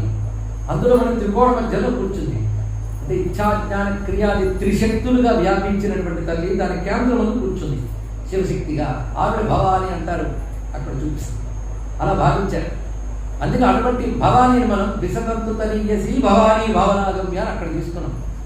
విసతంతు తనీయసితో అమ్మవారి యొక్క స్వరూపం చెప్పబడింది. అక్కడ వరకు లలితా శాస్త్రంలో శ్రీమాత నుంచి విసతంతు తనీయసి వరకు మూల గ్రంథం అంటారు. ఆ తర్వాత నామముల్ని ప్రకరణ గ్రంథం అంటారు. అంటే అసలు అక్కడతో అయిపోయింది అమ్మవారి తత్వం విసతంతు తనీయసి వరకు. తర్వాత ప్రకరణ గ్రంథం ప్రారంభం భవానీ ప్రారంభించారు. ఇక్కడ ఆ విసతంతు తనీయసి ఆవిడ ఎక్కడుంది, మూలాధారయ నిలయ బ్రహ్మగ్రంథి భేదిని, మణిపూరాంతరిత విష్ణుగ్రంథి భేదిని, ఆజ్ఞాచక్రాంతరాస్థ విగ్రహగ్రంథి భేదిని, సహస్రారాంబుజారుడ సుధాసారుడ విమర్శని, తటిలతా సౌచి తచ్చక్రోపరి సంస్థిత మహాశక్తి కుండలిని విసతలు తరివేసి. కనుక కుండలిని రూపంలో ఎవరు ఉన్నారో ఆవిడ భవాని అని అంటారు. అంటే ఇంతవరకు భవాని అంటే రూపం తెలుసుకున్నాం, ఏదో అర్థం చెప్తున్నా. కుండలిని వాళ్ళు చెప్పారు. కుండలిని ఎక్కడ ఉంటుందంటే ప్రతి వారిలోనూ అమ్మవారు కుండలిని శక్తిగా ఉంటుంది. అందరిలో ఉంది ఆవిడ, లేకపోతే ప్రపంచం నడవట్లేదు. కానీ కుండలిని శక్తిగా మనలో ఉన్నటువంటి తల్లి పేరు భవాని. అందుకే భగవత్పాదుల వారు భవాని అన్నప్పుడు సాక్షాత్ కుండలిని శక్తి రూపంతో ఉన్నది అనేటువంటి భావాన్ని మనకు అందిస్తున్నారు. అంతేకాదు దేవి పంచస్థలని ప్రసిద్ధి చెందిన శ్లోకం ఉన్నాయి. అది కాళిదాసు కొంతమంది కొందరు భావన చేస్తారు. కాళీయ వివిధములైన ఉపాసకులు రచించేది. కానీ సాధకులు పారాయణ చేయడంతో గొప్ప స్తోత్రములు, 5 మహాస్తోత్రములు ఉన్నాయి. అందులో ఒక దానిలో భవాని గురించి గొప్ప భావన చేశారు. సూతే జగంతి భవతి భవతి విభక్తి జాగర్తి తక్షయీకృతో భవతి భవాని మోహం వినత్తి భవతి భవతి రుణద్ధి మోహం వినత్తి భవతి భవతి రుణద్ధి లీలాయితం జయతి చిత్రవిధం భవత్యాహ అని ఒక అత్యద్భుతమైనటువంటి దివ్య శ్లోకం అందులో చెప్పబడుతుంది.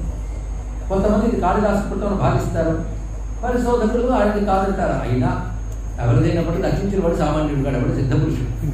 ఇందులో మీరు గమనిస్తే భవతి శబ్దం చాలా మార్లు వచ్చింది. భవతి అనేటువంటిది సంబోధనలో మన అమ్మవారిని అంటున్నాం. భవతి భిక్షాందేహి అంటారు కదా, అది కూడా భిక్షాందేహి నిగుణ్యాలు కాదు. భవతి భవతి అనేటువంటి శబ్దం చాలా విశేష దీర్ఘం. అంటే అమ్మవారిని నువ్వు అంటూ చెప్పినట్లే భవతి అని గౌరవవాచకం. భవ అనేది పుంలింగం అయితే భవతి అనేది స్త్రీలింగం అవుతుంది. ఇక్కడ అందుకు భవతి అని అంటున్నారు. ఇక్కడ ఈ భవతి శబ్దం 4 పదాల్లో చూపించాడు. 4 వాక్యాల్లో 4 పాదాల్లో. ఒక పాదంలో 2 మార్లు కూడా వస్తుంది. చూపిస్తూ భవాని అంటాడు. ఆ విశేషమైన చాలా అందమైనదండి. భవతి భవతి అంటే గౌరవవాచకం, భవ తమరు అన్నట్లుగా. అంతేకాదు శివుడికి ఒక పేరుంది భవ అని.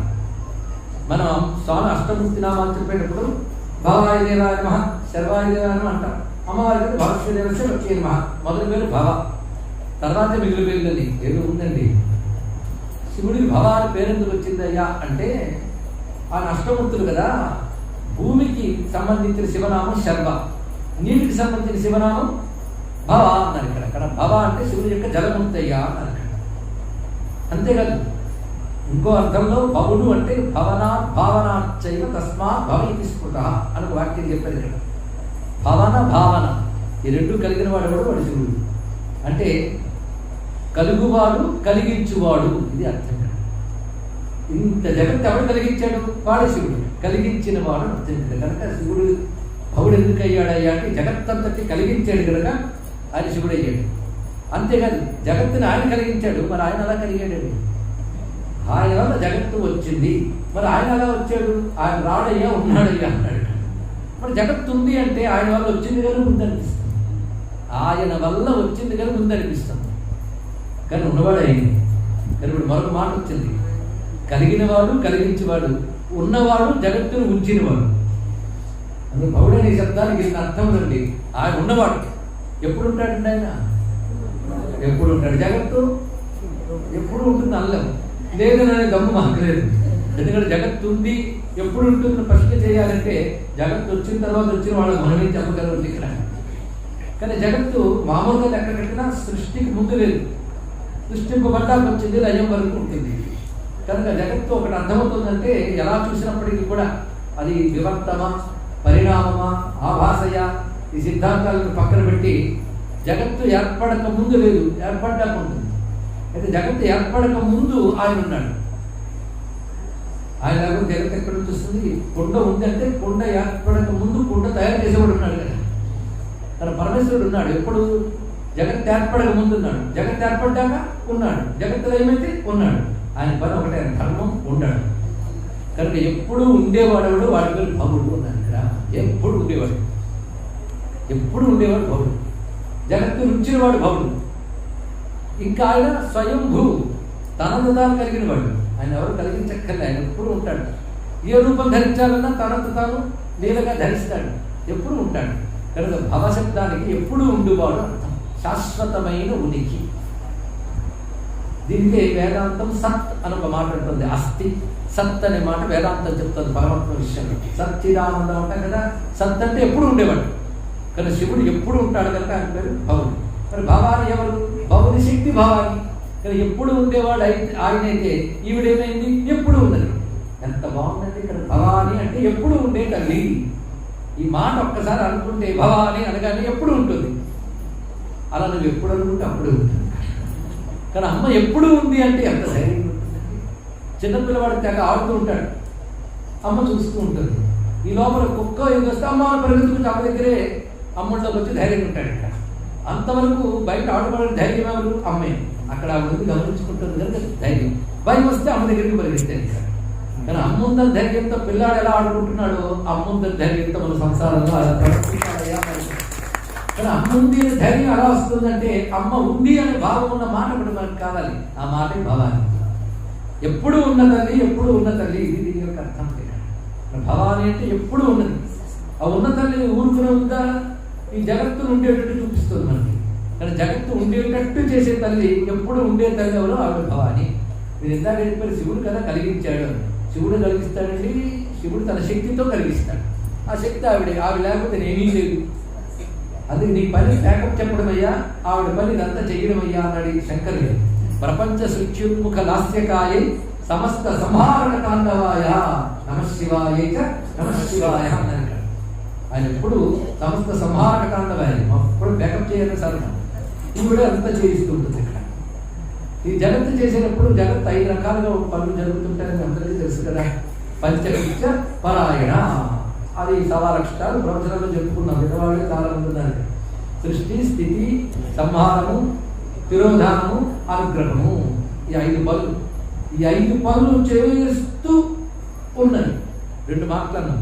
చేస్తూ అంటే కలిగిస్తూ, కలిగించడం అది భావన, కలిగించుట. ఇది కలిగిస్తూ ఉన్నది. ఈ 2 కూడా సరిపోతుంది. భవాని అంటే ఎప్పుడు ఉండే తల్లి, ఎప్పుడు జగత్తు నిర్వహిస్తున్న తల్లి. 2 అర్థాలు వచ్చాయి. జగత్తు నిర్వహించడం 5 పనులే. 5 పనులు చేస్తుంటారు. ఏమిటి ఆ పనులు? సూతే జగత్తి భవతి భవతి విభక్తి. అక్కడ భవతి అని దగ్గర చెప్తున్నాడు. అంటే నువ్వేనమ్మా ఈ జగత్తుని ఎల్లవేళలా సూతే సృష్టిస్తూ ఉన్నావు. సృష్టించిన జగత్తుని విభక్తి పోషిస్తూ ఉన్నావు అన్నారు. ఒక చోట చెప్తాడు భావయతి, భావించున్నది, భావం కలిగించున్నది అంటే పోషించున్నది అర్థం చెప్పారు. ఇక్కడ శివుడికి కూడా పోషకుడు అంటాడు. ఇక్కడ అందుకే శివుడికి ఆవిడ భిక్ష వేసుకుంటూ పుచ్చుకుంటూ ఉంటాడు. ఇక్కడ పరమేశ్వరుడు కూడా ఆవిడ పోషింపజేస్తుంది అని చెప్పారు. ఇక్కడ కనుక భవాని అనే మాట మరొక అర్థం పోషించున్నది. ఇప్పుడు ఎన్ని అర్థాలు చెప్తే ఉన్నది, కలిగించినది, నడుపుతూ ఉన్నది, అదేవిధంగా పోషిస్తుంది. ఇక్కడ భవాని అనే మాట వినగానే ఆ పేరుతో అమ్మని పిలవగానే మమ్మల్ని పోషించే తల్లి అంటే పోషించాల్సిన బాధ్యత నీదే అని చెప్పాడు. మరి పోషించాలంటే దేని అన్నం దానికి వేయాలి. కంటికి చూపు అనే అన్నం వేయాలి, చెవికి శబ్దం అనే అన్నం వేయాలి. ఏ ఇంద్రియాలకు ఆ శక్తి ఇవ్వాలి, ఆ శక్తి ఉన్న ఇంద్రియాలకు ఆ పదార్థం ఇవ్వాలి. ఈ ప్రపంచమంతా పదార్థాలు నింపి మన ఇంద్రియాల్లో ఆ శక్తులు పోస్తున్నది ఎవరు? ఆ తల్లే అని అన్నపూర్ణే. అంటే ఈ సర్వేంద్రియములకు ఆయా శక్తులను ఇస్తూ ఆ ఇంద్రియములు అనుభవించవలసిన పదార్థాన్ని, భోగ్య వస్తువుని జగత్తుగా ఏర్పరిచింది. కనుక ఆ తల్లి పోషించే తల్లి. ఆ పోషించే తల్లి అందుకే విభక్తి అంటే పోషించున్నది. ముందు సృష్టించింది, తర్వాత పోషించింది. జాగర్తి తత్క్షయకృతే భవతి భవాని. 3వ పని ఏంటి? తత్క్షయకృతే. జగత్ అనేది క్షయింపజేస్తుంది. కానీ అప్పుడు జాగర్తి. ఆవిడ మాత్రం మెలకువగానే ఉంటుంది. అందరి దగ్గరకు వచ్చుతుంది కానీ ఆవిడ మెలకువగానే ఉంటుంది. అందుకే సమస్త ప్రళయం జరిగినప్పుడు వాళ్ళ ఆయన తాండవం వల్ల జరిగింది. అంత ప్రళయంలో తాండవం చేస్తున్నప్పుడు చూస్తూ కూర్చుంది ఈవిడే. అంతేగాని నేను డ్యాన్స్ చేస్తాను ఎవరు చూస్తారంటే అంత లైవ్ అయిపోతే చూసేవాడు ఉంటారు, ఆడియన్స్ ఉంటారు. ఆడియన్స్ లేకపోతే ఎవరు డ్యాన్స్ చేస్తారండి? అది మొత్తం ప్రళయ తాండవం చేయి, నేను ఉంటానే, నేనే ప్రేక్షకురాలుగా కూర్చుంటాను అని చెప్పింది. అంటే మహేశ్వర మహాకల్ప మహాకాండవ సాక్షి అంటున్నాను ఇక్కడ. అది క్షయకృతే. మొత్తం జగత్ క్షయం చేస్తున్నప్పుడు జాగర్తి. ఆవిడ మెలకువగా చూస్తుంది. ఎప్పుడెప్పుడు లైవ్ చేయాలో ఆవిడ తెలుస్తుంది. అది జాగర్తి తత్క్షయకృతే భవతి భవాని. సంబోధన అక్కడ పెట్టాడు. భవతి భవాని. ఈ భవాని అంతేనా? మోహం వినక్తి. నువ్వు యోగ్యులైన సాధకులు ఎవరైతే ఉంటారో, నిజమైన జిజ్ఞాసులు, సాధకులు, యోగ్యులైన యోగులు ఎవరైతే ఉంటారో వారికి మోహం భినత్తి, మోహాన్ని పోగొడతాం. యోగ్యత లేని వారికి ఏం చేస్తావు? భవతి రుణద్ధి, అంటే వాడికి ఈ సంసారంలో పెట్టి తిప్పుతుంటావు, సంసారంలో బంధిస్తావు నువ్వు అన్నారు. అంటే అమ్మవారు సృష్టి స్థితి లయ భవతి 2 పాదాలు వచ్చేసాయి. ఎలా వచ్చింది? సూతే జగత్తి భవతి భవతి విభక్తి అని సృష్టి స్థితి, జాగర్తి తక్షయకృతే భవతి భవాని లయం చెప్పాడు. మోహం భినత్తి, మోహాన్ని పోగొడతావు. మోహం క్షయించడమే మోక్షం అని మనం చెప్పుకున్నాం. కానీ మోహాన్ని పోగొడుతుందని మోక్షం ఇస్తుంది. ఇది అందరికీ మోక్షం వచ్చేస్తుందండి? వస్తే మాత్రం అందరూ సిద్ధంగా ఉన్నారండి. సిద్ధంగా లేని వాడికి ప్రపంచంలో తిప్పుతూ ఉంటుంది. ఇంత కాశీ వచ్చినా లోకల పట్టం వదలు, అంతే కదా. ఈర్ష్యాసులు వదలు, లోక వ్యవహారాలు వదలు. ఇంత కాశీలో రామకృష్ణ అనుభవం అంటే ఇది చూసుకుని ప్రపంచంలో ఏం జరుగుతుంది న్యూస్లు ఫార్వర్డ్లు ఎక్కడ వదులుతుంది? కానీ మోహం పోవడం అంత తేలిక కాదు. అది కాశీ వచ్చినా అది పోతే కానీ మోక్షం ఇవ్వడాయి. అది మనం ఎంత గింజుకుంటున్నా అది ఇంకా గింజుకుంటుంది. అందుకే మోహం వినక్తి ఎవరికి? యోగ్యలేని వాళ్ళకి. యోగ్యత లేని వాళ్ళకి భవతి రుణత్తి, బంధిస్తాం. అంటే ఇద్దరు చెప్పిన 3 పనులు కాక అమ్మవారు 2 పనులు పడ్డాయి. మోక్షం ఇవ్వడం, బంధించడం. బంధం మోక్షం అంటే సంసారంతో ముడిపెట్టుట బంధించుట, సంసారాన్ని బయట పెట్టుట మోక్షం ఇచ్చుట. ఇప్పుడు ఎన్ని పనులు అయ్యాయి? 5. వీటిని పంచకృత్యాలు అంటారు. ప్రపంచంలో బంధించడానికి తిరోధానం అంటారు, మోక్షం ఇవ్వడానికి అనుగ్రహం అంటారు. ఇక్కడ సృష్టి స్థితి సంహార తిరోధాన అనుగ్రహం మొత్తం ఇప్పుడు చదివిన శ్లోకంలో 5 వచ్చాయి కదా. మరోసారి చదువుకున్నామా? సూతే జగంతి భవతి భవతి విభక్తి, జాగర్తి తక్షయకృతే భవతి భవాని, మోహం భినత్తి భవతి భవతి రుణంతి. మొత్తం 5 పనులు ఆవిడ చేస్తుంది. ఆవిడకి కష్టమా? నిజంగా చేస్తుందా? చేస్తున్నట్టు కనబడుతుంది. భవాని అర్థమైతే మన ప్రపంచం ఉండదు, అంతవరకు ప్రపంచం ఉంటుంది. ప్రపంచం ఉన్నంతకాలం బంధితులు లేదు. అందుకే లేని ప్రపంచం ఉన్నట్లు చూపించడం, దానిలో మనం తిప్పడం చేస్తుంది. ఇంద్రజాలకుడు ఇంద్రజాలం సృష్టించి ఇంద్రజాలంతో మనం తాదాత్మ్యం చెందేటట్టు చేసిస్తాడు. ఇంద్రజాలకుడు ఉన్న విషయం మర్చిపోతాం, ఇంద్రజాలం లీనమైపోతాం. అలాగే ఇంద్రజాలంలో అమ్మవారి జగత్తులంతటి జగదింద్రజాల రచనాపటీయసే అన్నట్లుగా జగత్తును సృష్టిస్తుంటే జగత్తుని ఇంద్రజాలంలో పడిపోయి జగదీశ్వరుడు మనం మర్చిపోతుందంట. కనుక ఇంద్రజాలకుడికి లీల, జగత్తు జగదీశ్వరికి లీల. జగత్ అంటే 5, మరొకటి కాదు. ఈ 5 లీలాయుతం జయతి చిత్రవిధం భవత్యాహ. భవత్యా భవతి శబ్దం యొక్క షష్ఠీ విభక్తి. తల్లి నీ యొక్క లీల ఈ జగత్తు, ఇది ఎల్లవేళలా ఉత్కృష్టముగా వర్ధిల్లుగాక, జయించుగాక అన్నాడు ఇక్కడ. అమ్మవారి లీలను జయించుగాక. జయించుగాక అంటే అన్నిటికంటే గొప్పగా ఉండుగాక. అమ్మవారి లీల కాదు ఇంకెవరు గొప్పగా ఉంటాడు ఇక్కడ. అది అమ్మవారి లీలు అంటే పంచకృత్య బలాయన అని తెలుస్తున్నాడు. కనుక భవతి విభక్తి సూతే ఈ మాటలని చెప్పడంతో 5 పనులు చేస్తున్న తల్లి పేరు భవాని అని చెప్పారు ఇక్కడ. తన పంచకృత్యములు చేస్తున్న తల్లి అని భవాని శబ్దానికి అద్భుతమైన భావాన్ని ఇచ్చారు. అయితే భవాని భవాని ఎక్కడ స్మరించినా ధన్యులు. అసలు ధరించాలి అంటే దిక్కు ఎవరు అంటే భవాని దిక్కయ్యా ఆదిశంకర భగవత్పాదులు గారు. కానీ మనం భగవంతుడు దిక్కన్నా పేరు కంటాం గుడికి వెళ్ళినప్పుడు ఇప్పుడు. కానీ వీడి దిక్కు వాడి దిక్కని మాత్రం బలికేస్తుంటాం. వీళ్ళ వల్ల బాగుపడతాను, వాళ్ళ వల్ల బాగుపడతాను, ఏమైనా నాకు వీడు ఉన్నాడండి అని ధైర్యంగా బతికేస్తాను. తల్లిదండ్రులు చూడండి, పిల్లల్ని కన్న దగ్గర నుంచి పిల్లలు ఉన్నారు అనే ప్రేమ, పిల్లలు ఉంటారు అనే నమ్మకంతో పెరిగిపోతుంది. కొంతకాలానికి తెలుస్తుంది ఆ నమ్మకం వ్యర్థమని. ఎందుకంటే వాళ్ళు పిల్లలు ఉన్నారు ఉంటారని చెప్పడం, ఉండేది ఇప్పుడు అమ్మవారి. వీళ్ళు ఉంటారంటానికి లేదు. ఎవరిని నమ్ముకోగలమండి? తల్లిదండ్రులు కూడా మనం చక్కగా చూసుకుంటారు, కానీ తల్లిదండ్రులు కూడా మనం రక్షించలేదు కొన్ని పరిస్థితుల్లో. పిల్లాడిని కాపాడే తల్లి కూడా పిల్లాడికి తెలియని సమస్య వచ్చినప్పుడు తల్లికే తెలియదు. ఎందుకంటే తల్లికి సర్వజ్ఞత్వం లేదు, చాలా సమర్థత లేదు, కన్న తల్లిదండ్రులకి శక్తి లేదు. నానుకున్న ఎవ్వరూ నిన్ను ఉద్ధరించలేరు. ఇది తెలుసుకునేటప్పుడే జీవితం అయిపోతుంది. ఇది నా అనుకున్న పెంచుకుంటాం, వాళ్ళ కోసం చెగిరాని చేస్తాం, శాస్త్ర విరుద్ధమైన పనులు చేస్తాం, తర్వాత కాశీకి వచ్చి చూడిపోతే సరిపోతుంది అనుకుంటాం. మోహంతో ఎన్ని పాపాలు చేస్తాం, ఎన్ని తప్పులు చేస్తాం. ఎందువల్ల అంటే నా అనుకోవడం వల్లనే ధర్మాన్ని కూడా అక్రమిస్తాం మోహం చేత. నేను గట్టిగా నిలబడలేదు ఇలాంటి పరిస్థితులు. కానీ ఏది రక్షించింది? రక్షించాల్సిన ధర్మాన్ని మోహంలో వదిలేసావు కనుక ధర్మం నీకు రక్షించడానికి లేదు. వీళ్ళ కోసం ధర్మాన్ని వదిలేదు, వీళ్ళని రక్షించడానికి మిగలదు. తెలుసు, ఎవరి కోసం ధర్మాన్ని విడిచిపెట్టావో వాళ్ళు వీళ్ళని రక్షించడానికి మిగలదు. అప్పుడు నీ గతి ఏమిటి? వాళ్ళు ఎలాగో మిగలరు, ధర్మం వదిలేసావు కనుక నీకు రక్షించే దిక్కు లేదు. అప్పుడు ఏం చేయాలి? ఏడవాలి. ఎలా ఏడవాలంటే అయ్యో బాబోయే కాదు, అమ్మా అని ఏడవాలి. అది ఆ 7 శ్లోకాల్లో చెప్తున్నారు. గతిస్త్వం గతిస్త్వం త్వమేకా భవాని, గతిస్త్వం గతిస్త్వం త్వమేకా భవాని. అమ్మా నువ్వు ఒక్కదానివేనమ్మా నాకు గతి గతి గతి, ఇంకోటి కాదు. గతి అంటే దిక్కు, ఆధారం, శరణం అన్నీ నువ్వే. ఇది కొత్తగా అమ్మవారి దిక్కును పట్టుకోవడం కాదు, అమ్మవారే మన దిక్కును తెలుసుకోవడం. మన ఆధారపట్టేసి అమ్మవారిని ఆధారం చేసుకున్నాం, కానీ ఆధారం అమ్మవారిని తెలియదు. అది తెలుసుకోమన్నాడు ఇక్కడ. అమ్మవారు ఉన్నారని తెలిసే కాబట్టి మిగిలినవేవి లేవని కూడా తెలియాలి. ఇక్కడ ఉన్నాయన్నది భ్రాంతి మాత్రమే. నతాతో న మాత న బంధు న దాత మొదలు పెడుతున్నాడు గురువు గారు. న పుత్రో న పుత్రి న భృత్యో న భర్త న జాయ న విద్య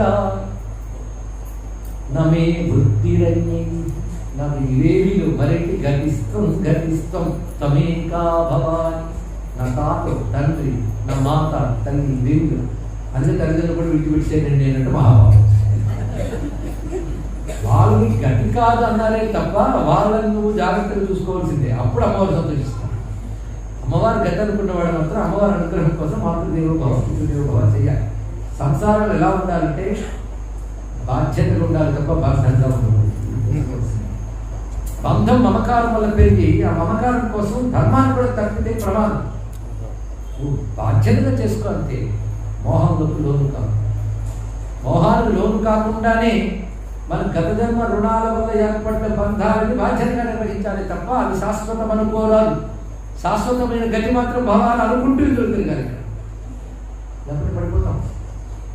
అందుకే నతాత నతాతో న మాత న బంధు నదాత న పుత్రో న పుత్రి. ఈ రోజుల్లో పడుకుంటే లాభం లేదు. కూతురుంటే చాలా ప్రమాదంతో పడుకుడు బాధ. కానీ ఏదైనప్పటికీ మమ ప్రమాదమే. నా పుత్రో నా పుత్రి. అంతేకాదు నేను ఇంత డబ్బించబడి పెట్టుకున్నాను కానీ జీవితాంతం వాడే చూసుకుంటాడనే కదా నా పుత్య. నా భర్త పోషించేవాడు గతి కాదు. నా జాయ ఆవిడేమైనా అత్యవరం వరకు ఉంటుందా రక్షిస్తుందా అంటే నా జాయ. నేను మహాపండితుడినండి, శాస్త్రాన్ని చదివాను, నా విద్య అది కూడా రక్షించలేదు. ఒక్క క్షణం శరీరంలో రుగ్మత వచ్చి మెడలు కూడా జ్ఞాపక శక్తి కూడా దేనికి పడుతుంది. మరి ఎవరు రక్షిస్తారు? దేని చూసా గర్విస్తాం, ఏది చూసి నాదనుకుంటాం. అందుకే నా జాయ నా విద్య. ఆఖరికి వృత్తులు అంటే జీవనోపాయములు ప్రవర్తించగా ఏమి తీసుకున్నవి వాళ్ళ ఇంద్రియాలు గట్టిగా పనిచేస్తున్న ఇంద్రియ వృత్తులు ఉన్నాయి, మనో వృత్తులు ఉన్నాయి. వీటిని ధైర్యం లేదు, గ్యారంటీ లేదు. అందుకే గతిస్తాం త్వమేకా భవాని. అయితే సాధారణంగా మనం చక్కగా గడిచిపోతుంటాం కానీ కష్టం వచ్చినప్పుడు భగవంతుడు గుర్తొస్తాడు. ఏం చేస్తాం? నిజమే ప్రతిసారి అది గుర్తొచ్చి పిలుస్తామా? ఎప్పుడు ఉన్నదన్న స్పృహ నీకు ఉంటే చాలు. ఎప్పుడు ఉన్నదన్న స్పృహ నీకు ఉంటే చాలు. ఆ స్పృహ ఉంటే చాలు. నీ ఒక్క వాక్యమో మహావాక్యం. ఎప్పుడు ఉన్న తల్లి ఎప్పుడు ఉందని స్పృహతో హాయిగా ఉంటుంది. కష్టం వచ్చి కూడా అదే పిలుగు, ఆ తల్లిని పిలుగు. గోపకులు గోపికులు బృందావనంలో హాయిగా కృష్ణుడితో ఆడుకుంటున్నారు. వాళ్ళు కష్టం వస్తే కృష్ణ కృష్ణ అంటారు. వాళ్ళకి దావాన్ని చుట్టుముట్టేసింది అడవంతా కూడా. వెంటనే కృష్ణ పాగి అన్నారు. ఇంద్రుడు రాళ్ళవారు కురిపించాడు. త్వన్నాదం గోకులం ప్రభోత్రాహి అన్నారు. నిన్నే దిక్కుగా ఉన్న గోకులాన్ని కాపాడవయ్యా అన్నారు. అంటే కష్టం వచ్చినప్పుడు కృష్ణుని స్మరించారు కాదు, వాళ్ళు ఎప్పుడు కృష్ణమయంగా ఉన్నారు. కష్టం వచ్చినప్పుడు కృష్ణుని స్మరించారు. అలా ఉండాలండి ఇక్కడ. కానీ అమ్మవారు ఎట్టి పరిస్థితుల్లో నిన్ను కాపాడతారు. ఎట్టి పరిస్థితుల్లో వివాదే విషాదే ప్రమాదే ప్రవాసే జలే చానలే పర్వతే శత్రు మధ్యే అరణ్యే శరణ్యే సదా మాం ప్రపాహి గతిస్త్వం త్వమేకా భవాని. వివాదే విషాదే, ఏదైనా వివాదం ఏర్పడినప్పుడు అంటే పరిష్కారం కాని సమస్యలు ఏర్పడినప్పుడు, విషాదే దుఃఖములు ఏర్పడినప్పుడు, ప్రమాద స్థితులు ఏర్పడినప్పుడు, ప్రవాసం అంటే నీది కాని చోట ఉన్నప్పుడు అర్థం. ఇక్కడ మనది కాని చోట మన మాట కలదు, మన వారు ఎవరు రక్షించిన పిలిస్తే పలికే వాళ్ళు లేదు. అది ప్రవాసే. జలే నీటి ప్రవాహంలో కొట్టుకుపోతున్నప్పుడు, అనలే అగ్ని యందు, పర్వతే కొండ కొనల యందు, శత్రు మధ్యలో చిక్కుకుపోయినప్పుడు, అరణ్యే దిక్కులేని చోటు ఉన్నప్పుడు, అప్పుడు శరణ్యే దిక్కేన దాని నువ్వే తల్లి, సదామాం ప్రపాహి ఈ సమయాల్లో నువ్వే నన్ను కాపాడు అన్నారు. అందుకే ఆపలికి కరణీయం స్మరణీయం చరణకమలవాయ స్మరణం కింకురితే బ్రహ్మాదీనామం కింకరీ కురితే అన్నాడు. ఆపదలో ఏం చేయాలంటే అమ్మపాదాన్ని స్మరించాలి. స్మరిస్తే ఏం జరుగుతుందంటే ఆ స్మరించిన వాడి దగ్గర బ్రహ్మాదేవత క్యూ కట్టి ఏం చేయమంటావు ఆయన అని అడుగుతాడు. ఎందుకంటే అమ్మ పరిచారకులు వాడు, అమ్మనామం పరిగెత్తడం వచ్చి భక్తులు ఏది కావాలని అమర్చబడతారు. అది భవానీ నామం యొక్క గొప్పతనం, భవానీ పాదాలను ఆశ్రయించిన యొక్క గొప్పతనం. అది ఇలాంటి సమయాల్లో వివాద విషాద ప్రమాద ప్రవాసాది సమయాల్లో గతిస్తం త్వమేకా భవాని, ఒక్కదానివే గతివమ్మా అని గొప్పగా చెప్పారు. అదేవిధంగా శరణ్యే వరేణ్యే సుకారుణ్యమూర్తి హిరణ్యోదరాబ్జై రగణ్యే సుపుణ్యే. అమ్మా నువ్వు శరణ్యే వరేణ్యే, వరేణ్య అని మాట గొప్పదండి, శ్రేష్టమైన తల్లి. గాయత్రి మంత్రులు ప్రధానమైనటువంటి శబ్దం కదా, తద్వరేణ్యం ఉపాస్మై. అదే శరణ్యే వరేణ్యే సుకారుణ్యమూర్తి. అమ్మవారి దగ్గర ఎన్ని గొప్ప లక్షణాలున్నా ఈ లక్షణం లేకుండా మనకి దేనికి ప్రయోజనం లేదు. ఏమిటి? కారుణ్యం. ఎన్నున్నా ఇచ్చే దయ ఉండాలి కదా. అందుకే ఆ దగ్గర ఆ తల్లి దగ్గర ఉన్నదే కరుణ. కరుణ ముక్తి భవిస్తే అమ్మవారు సుకారుణ్యమూర్తే అంత అందంగా చెప్పారండి. శరణ్యే దిక్కైన తల్లి, వరేణ్యే శ్రేష్టమైన తల్లి, సుకారుణ్యమూర్తే దయముక్తి భవించినటువంటి తల్లి నువ్వు. అలాంటి ఓ తల్లి హిరణ్యోదరాబ్జై అగణ్య, హిరణ్య గర్భుడు మొదలైన బ్రహ్మ దేవతల మనస్సుకి మాటకు కూడా అందరు సకల పుణ్యములు రాసి పుణ్యకీర్తి పుణ్యలభ్య పుణ్యశ్రవణ కీర్తనాన్ని సుపుణ్యే. అటువంటి ఓ తల్లి నువ్వు మమ్మల్ని కాపాడే తల్లి అంటూ భగవత్పాదుల వారు చక్కగా స్తుతిస్తూ నమస్తే నమస్తే నమస్తే భవాని అంటారు. భవాని అష్టకం. ఇక్కడ గతిస్తం గతిస్తం గతిస్తం అని ఇక్కడ నమస్తే నమస్తే నమస్తే అన్నారు. నమస్తే నమస్తే అంటే నమస్తస్యై నమస్తస్యై నమస్తస్యై నమో నమః ఉమ్మారు నమస్కారం చేశారు. ఇక్కడ భవాని ఎలా తలంచుకోవాలో నేర్పారండి, భావించారు. ఇక్కడ అమ్మవారు భవాని అంటే ఉన్న తల్లి. కష్టం ఉందిరా అంటే నేను ఉన్నాను కదా అంటుంది. ఉన్న తల్లి అంటే ఏ అర్థం? కానీ దిక్కైన తల్లి, ఆశ్రయమైన తల్లి, ఆశ్రయశక్తి తల్లి. కానీ దేన్ని ఆశ్రయించుకుని మనం అందరం ఉన్నామో ఆశ్రయశక్తి అమ్మవారు. కానీ భవాని అంటే ఆశ్రయశక్తి. త్వామాశ్రితానాం నగుపన్నరానాం త్వామాశ్రితా యాశ్రయతా ప్రియా. కానీ భవాని అనేది అమ్మవారి రహస్యనామం ఉన్నారు. లలితానామాల్లో రహస్యనామం భవాని అన్నారు. భగవత్పాదుల వారి భవానీ నామాన్ని ఎన్ని విధాలు ఎక్కడెక్కడ భావించారు అంటే మరి సౌందర్య లహరిలో పెడుతుంటే భవాని త్వం దాసే మయి వితర దృష్టిం సకరుణ ఇతి స్తోతుం వాంఛన్ కథయతి భవాని త్వమితి యః తథైవ త్వం తస్మై దిశసి నిజ సాయుజ్య పదవి ముకుంద బ్రహ్మేంద్ర స్ఫుటముట నీరాదిన పరా. ఏం అద్భుతమైన శ్లోకం ఇచ్చారు. కొంతమంది సౌందర్య గారు ఆదిశంకరులు రచించారా లేదా పెద్ద తిరుగుతూ ఉంటారు. ఎందుకంటే వేదాంతం చదువుకుని శంకరుడు అంత వేదాంతం కదా, ఇంత భక్తి అలా రాస్తారు. బహుశా ఆయన రాసుంటారులే. మనకు ఉపాసన విషయం, ఉపాసనలో పరిణామవాదం ఉంటుంది, వేదాంతంలో విభక్తవాదం ఉంటుంది, ఏవో వాళ్ళు చెప్తూ ఉంటారు. ఉపాసనలో ఉన్నప్పుడు అదే తీసుకోవాలి. ఉపాసన లేనిది ఉపనిషత్తు ఎక్కడికి వస్తుందండి? కనుక సత్కర్మాచరణ ధర్మ రూపంలో అవసరం. ఉపాసన నిష్కామంగా చేస్తే ఈశ్వరానుగ్రహం లభించి చిత్తశుద్ధి ఏర్పడి వివేక వైరాగ్యాలు కలిగి జ్ఞానం వస్తుంది. కానీ మోక్షం కావాలనుకున్న వాడికి ఉపాసన కావాలి, ఇహంపరం కావాలనుకున్న ఎలాగూ కావాలి. ఉపాసన లేకపోతే సిద్ధే లేదు అని విశ్వనాథ ఒక మాట అంటారు. హిందూ మతానికి ఏదైనా మరొక పేరు చెప్పండి అంటే ఉపాసనా మతుడు పెట్టండి. ఉపాసనా మతుడు ఇప్పుడు విష్ణువుడు ఉపాసిస్తాడు, ఒక రాముడు, ఒక కృష్ణుడు, శివుడు. కానీ అన్ని ధర్మాలు జ్ఞానాలు ఉపాసన ఆలంబనం చేసుకుంటాయి. ఉపాసనా మతం మనది ఇక్కడ. అది ఉపాసనా ప్రధానంగా శంకరుడు ఎన్నో రచించారు. ఎందుకంటే అది కేవలం వేదాంతం ప్రతిష్ఠ చేయడానికి రాలేదు. సమస్త వేద ధర్మాన్ని ఉద్ధరించడానికి వచ్చిన వారు శంకర భగవత్పాదులు వారు మరువురారు. అందుకని ధర్మాన్ని బోధించాడు, ఉపాసనని అందించాడు, జ్ఞానాన్ని పరమావధిగా చూపించాడు. ఇక్కడ అది చిత్తశుద్ధికి ధర్మం కావాలి ముందు, అదేవిధంగా ఈశ్వరానుగ్రహం కావాలి. ఈ రెండింటి వల్లే లభిస్తుంది కనుక ధర్మము ఉపాసన ఇచ్చారని చెప్పారు. ధర్మం ప్రకారం వెళ్ళాలన్నా ఉపాసన ఆలంబనం కావాలి, ఈశ్వరానుగ్రహం. అది ఈశ్వరానుగ్రహాలయం పుంసామద్వైత వాసనాన్ని చెప్పిన భగవత్పాల్ వారు అమ్మవారిని ఆ విధంగా ఆశ్రయించమని బోధించారు మనకి. అదే సౌందర్యలహరి. ఈ సౌందర్యలహరి ఈ శ్లోకం ఎంత గొప్పదో తెలుసా? భవాని సంబోధనలో భవాని అని పుట్టిదైపోతుంది. మామూలుగా భవాని అన్నప్పుడు దీర్ఘం భవాని అంటారు. ఇక్కడ భవాని అంటే అమ్మవారిని సంబోధిస్తున్నారు. భవాని త్వం దాసేమయి వితర దృష్టిం సకరుణ. ఒక్క వాక్యం ఎంత గొప్పదే చూడండి. అమ్మా నువ్వు నా యందు దయతో కూడిన చూపును ప్రసరించు అన్నారు. ఇదే ఇలా అందాం అనుకుంటారమ్మా.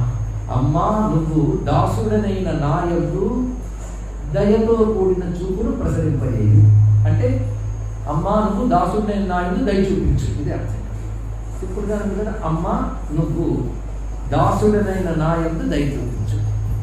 ఇక్కడ అమ్మ నువ్వు, నేను దాసుడు. నువ్వు అంటే అమ్మ, దాసుడిని నేను కనుక నేను దాసుడను, నువ్వు భవాని.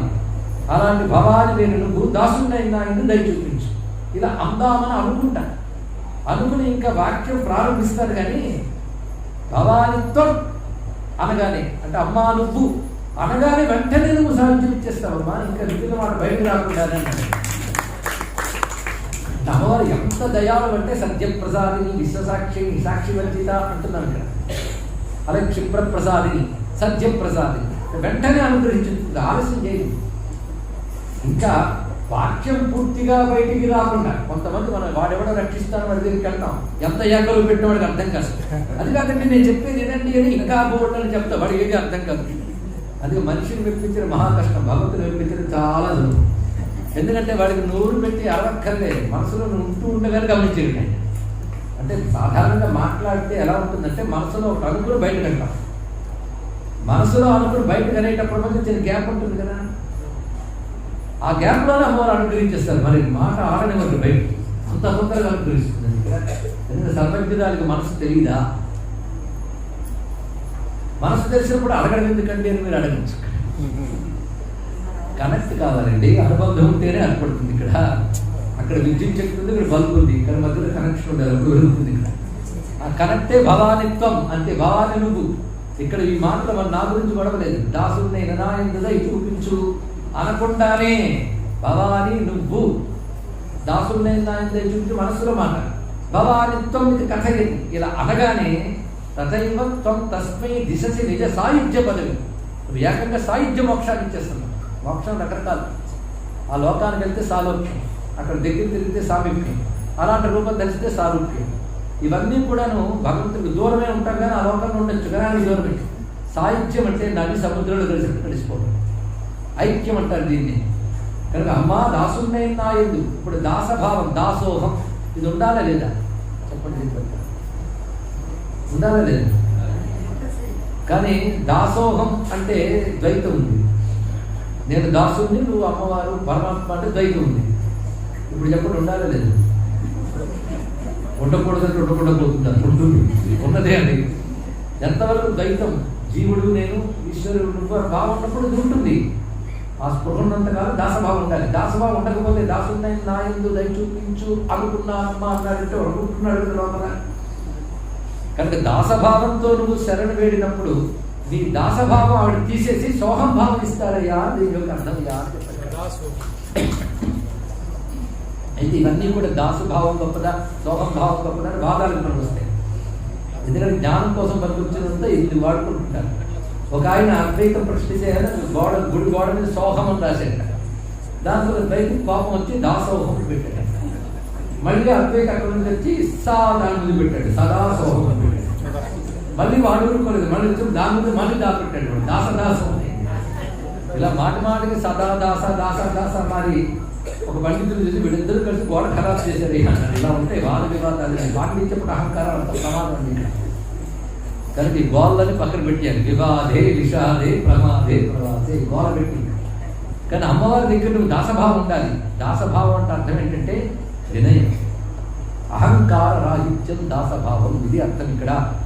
దాసుడు అంటే అమ్మవారికి రోజు 10 సార్లు బట్టలు మార్చి స్నానాలు చేయించేవాడు, కాళ్ళు వచ్చేవాడు అని కాదు. ఇక్కడ దాసుడు అంటే అహంకారం లేనివాడు. అహంకారం అరిగితేనే అహం బ్రహ్మాస్తి తెలుస్తుంది. కబుర్తో లాభం నుండి అహంకారం అరగదీయాలి. దాసభావం. దాసుడు ఉంటాడు, దాసుడు ఇగో ఉంటుంది కదా. మీరు ఒక బానిసను దాసులను డబ్బిచ్చి పెట్టుకుంటే వాడు మీరు చెప్పినట్టు వినాల్సిందే, వాడి ఇష్టానుసారం వెళ్ళడానికి లేదు, ఎందుకంటే దాసుడు. కనుక మన ఇష్టానుసారం స్వతంత్రించి ప్రవర్తించకుండా అనకువగా అమ్మకు అనుకూలంగా ప్రవర్తించడమే దాసభావం. అమ్మకు అనుకూలం అంటే ధర్మ ప్రకారం జీవించడం. అమ్మ చెప్పినట్టు అంటే శాస్త్రంలో అమ్మ చెప్పిన వాక్యం ఉంది, దాని ప్రకారం జీవించడం. ఏది చేసినా అమ్మకు అర్పణమే. ఒక దాసుని వెళ్ళి వస్తువులు కొనుక్కున్నారంటే కొనుక్కుని అర్పించడమే వాడి పని, అంతేగాని వాడు కొంత నొక్కేయడం కాదు. అలాగే సర్వసమర్పణా భావంతో అహంకార రాహిత్యంతో ప్రవర్తించేవాడు దాసుడు. కనుక అమ్మా నేను దాసభావంతో నిన్ను ఆశ్రయించిన నువ్వేం చేస్తున్నావు? దాసభావం తీసేసి సోహంభావం చేస్తున్నావు. గొప్ప విషయం అండి ఇక్కడ. ఎందుకంటే అది శివుడి దయ అంత గొప్పదంటే, ఒక రాజు దగ్గర మీరు ఎంతో ఆశ్రయం చేశారనుకోండి, ఒక బంటుగా పనిచేస్తే మిమ్మల్ని బంటుకి హెడ్ చేస్తాడు, బాగా చేస్తే. దాసుడికి హెడ్ దాసుడు అవుతాం, హెడ్ బంటుడు. ఇంకా బాగా చేసే వరకు నిన్ను సేనాధ్యక్షుడు చేయొచ్చు, మంత్రి చేయొచ్చు, కానీ రాజుకు చేయడు. కానీ మా శివుడు ఉన్నాడే, వాడు ఆశ్రయిస్తే శివుడు చేసేస్తాడే. గొప్ప భావం. అంటే దాసోహం అని నువ్వు ఆశ్రయిస్తే, అహంకారం అరగదీసుకుని ఆశ్రయిస్తే, అహంకారం ఊడదీసేసి సోహం అని అమ్మవారు మార్చేస్తారయ్యా అన్నాడు. అరే భవాని త్వమిదియ దైవత్వం తస్మై భవానిత్వం అంటే భవాని నువ్వు అన్నాడో లేదో ముద్దు ఇచ్చేసింది ఆవిడ. ఇంకా దాసభావం లేదు అక్కడ ఉంది. భవానిత్వం, వాడ మాటలను భవానిత్వం అన్నాడు. అంటే అమ్మా నువ్వు అన్నప్పుడు నేను దాసుడు ఏమీ లేదు. అంటే దృష్టాంతం ఏముంది? భవానిత్వం, నన్ను కాపాడని మాట కూడా లేదు. భవానిత్వం, భవాని నువ్వు అంటే వాడి దృష్టిలో ఉన్నదంతా ఒకటే. ఏది ఉందో అదే ఉంది. ఉన్న తల్లి పేరు కూడా భవాని, భవానిత్వం అన్నాడు. భవాని క్రియావాచకంగా చెప్పినప్పుడు భవానిత్వం, త్వం అంటే నువ్వు కదా, నువ్వు అంటే అక్కడ ఎవరు నువ్వు అన్నది? అమ్మవారు. నువ్వు భవాని, భవాని అంటే భవేయం, భవామి భవేయం. అమ్మ నువ్వు నేనై ఉన్నాను, నేను అమ్మ నువ్వు నేనవుతాను. కానీ భవాని అని పిలిచినప్పుడు సంబోధనగా ఉంటుంది, కానీ భవాని అనే మాటలో నేను నువ్వై ఉన్నానని అర్థం ఉంటుంది ఇక్కడ. అది రహస్యం అండి ఇక్కడ. త్వం అంటే బ్రహ్మము, భవాని అంటే నేను అయి ఉన్నాను లేదా అవుతాను. అమ్మ నేను నువ్వు అవుతాను, అవుతాను ఎట్లా అయ్యే ఉన్నావు. కనుక ఇక్కడ అహమస్మి అనే భావం భవాని అనే దాంట్లో బ్రహ్మ అనే భావం త్వం శబ్దంలో ఉంది కనుక రెండు కలిపి అహం బ్రహ్మాస్మి భవాని త్వం అన్నాడు. ఇక్కడ రాసిన వాడు మామూలు వాడు కాదు, ఆదిశంకర భగవత్పాదు వారు అంత అద్వైతం పెట్టి కూర్చున్నాడు. ఒక్క దాంట్లో ద్వైతానికి అద్వైతానికి సమన్వయం చూపించాడు. దేంతో సాధ్యమైంది? ఇది భవాని నామంతో సాధ్యమైంది. ఇక్కడ దాసభావంతో భవానిత్వం దాసేమయుత దృష్టి సకరుణామనగానే వాడికి అద్వైత సిద్ధించి భవానిత్వం అనే భావన అహం బ్రహ్మాస్మి స్థితిగా మార్చుతున్నావన్న లోతైన భావన సభలో పెట్టండి. అర్థం కాలేదు కదా, కాకపోయినా పర్వాలేదు. భవాని అనే మాట అర్థమైతే చాలు. అర్థమైతే మాత్రం భవాని అనే మాట అహం బ్రహ్మాస్మి అనే మహావాక్యంలో అన్వయింపబడుతోంది అని తెలుసుకుని తత్వమసి అహం బ్రహ్మాస్మి ప్రజ్ఞానం బ్రహ్మ ఇత్యాది వాక్యముల యొక్క సారవంత భవాని నామంలో ఉన్నదండి. అంత విశేషం. అందుకే ఈ శ్లోకం అటు సౌందర్యలహరిలో కూడా మణిముఖంగా గుర్తిస్తాం. అంటే చిన్నప్పుడు రచించిన భవాని విడంగ ప్రియాతం, భవాని గతిస్త్వం శ్లోకాలు మళ్ళీ పెద్ద అయ్యాక రచించిన సౌందర్యలహరిలో అమ్మవారి పేరు భవాని అని సంబోధిస్తూ ఎంత గొప్పగా చెప్పారండి ఇక్కడ. అది అహమిత్యేవ విభావయే భవాని.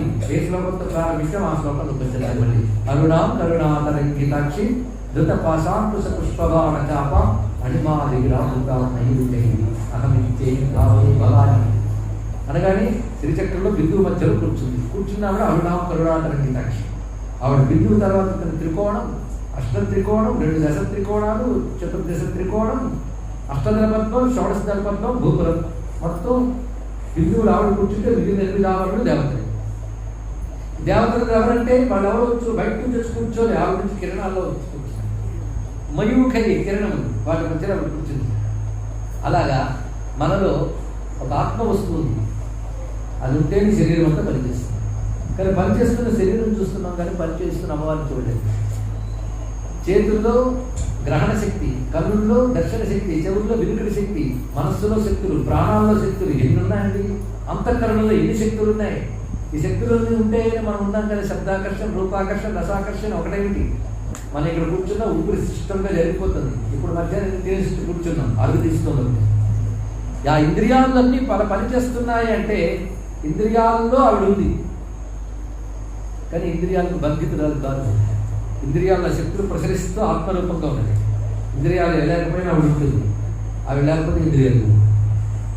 కానీ అమ్మ నువ్వు లేకపోతే ఏది లేవు, ఏది లేకపోయినా నువ్వు ఉన్నావు కనుక నేను భవాని అన్నారమ్మా అన్నాను. అంత రమ్యమైన భావం కనుక అహమిచ్చే భావయే భవాని. ఎలా ఉన్నావు నువ్వు? ఈ చెయ్యి నాది, ఈ శరీరం నేను అని నేను అనుకుంటున్నానంటే లోపల ఉన్నాను. ఆ నేననేది ఆ ఆత్మని. అందుకే అహమితి ఏవ విభావయే భవాని. ఎవరైతే శాశ్వతమైన ఉనికి భవానిగా ఉన్నారో ఆవిడ నాలో ఆత్మరూపంగా ఉన్నది. స్వాత్మైవ దేవతా ప్రవక్త లలిత విశ్వవిగ్రహ అంటాడు లలితా త్రిశితులు ఐగ్యవిశ్వం వారి అగసుల వారితో.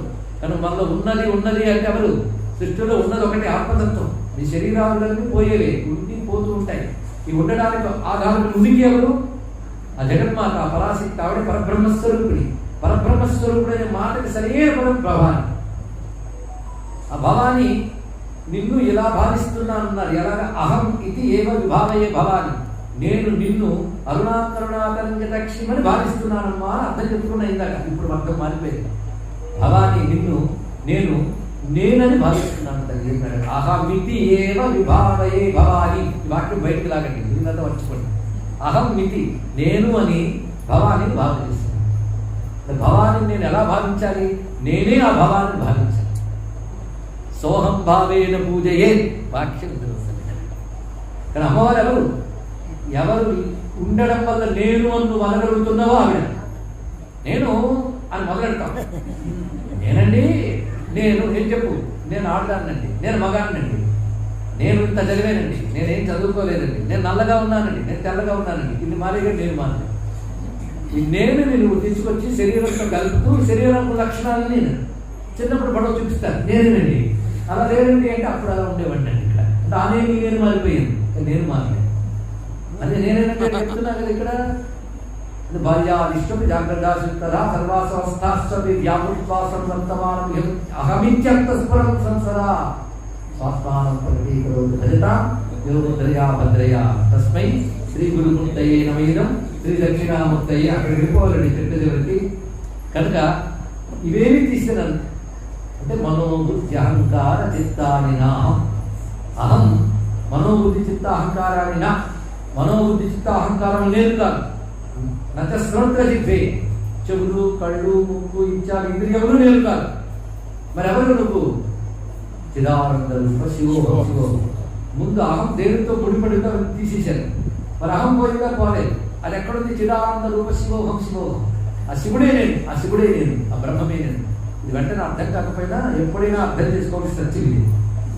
ఇది అర్థమయ్యే వరకు పరమార్థం లేదు. ఇది అర్థం కావాలి. ఇది అర్థం కావడం కోసం ధ్యానస్వరుడు పెట్టాడు. అహమితి ఏవ విభావయే భవాని. ఇదే రమణ మహర్షి చెప్పి నేను కూడా ఇది నేను తెలుసుకో. ఏది ఉండడం వల్ల ఇవన్నీ ఉన్నాయో, ఇవేమీ లేకపోయినా ఏది ఉంటుందో అదే నేను తెలుసుకుంటే నువ్వు ఎప్పటికైనా ముక్తి పొందుతావు. కనుక ఎవరైతే శాశ్వతమైన ఉనికిగా ఈ ప్రపంచాన్ని నడుపుతూ ప్రపంచాన్ని మార్పు కలిగిస్తూ తాను మార్పు చెందకుండా ఉన్నదో ఆ భవానియే నేను అని నేను భావన చేస్తున్నాను. అనుభవం వచ్చే వరకు భావం ఉండాలి. అందుకే అహమితి ఏవ విభావయే. అహమితి ఏవ, నేను ఆ భవాని మాత్రమే, నేను మాత్రమే ఆ భవాని. రెండు మాటలు ఉన్నాయి ఇక్కడ.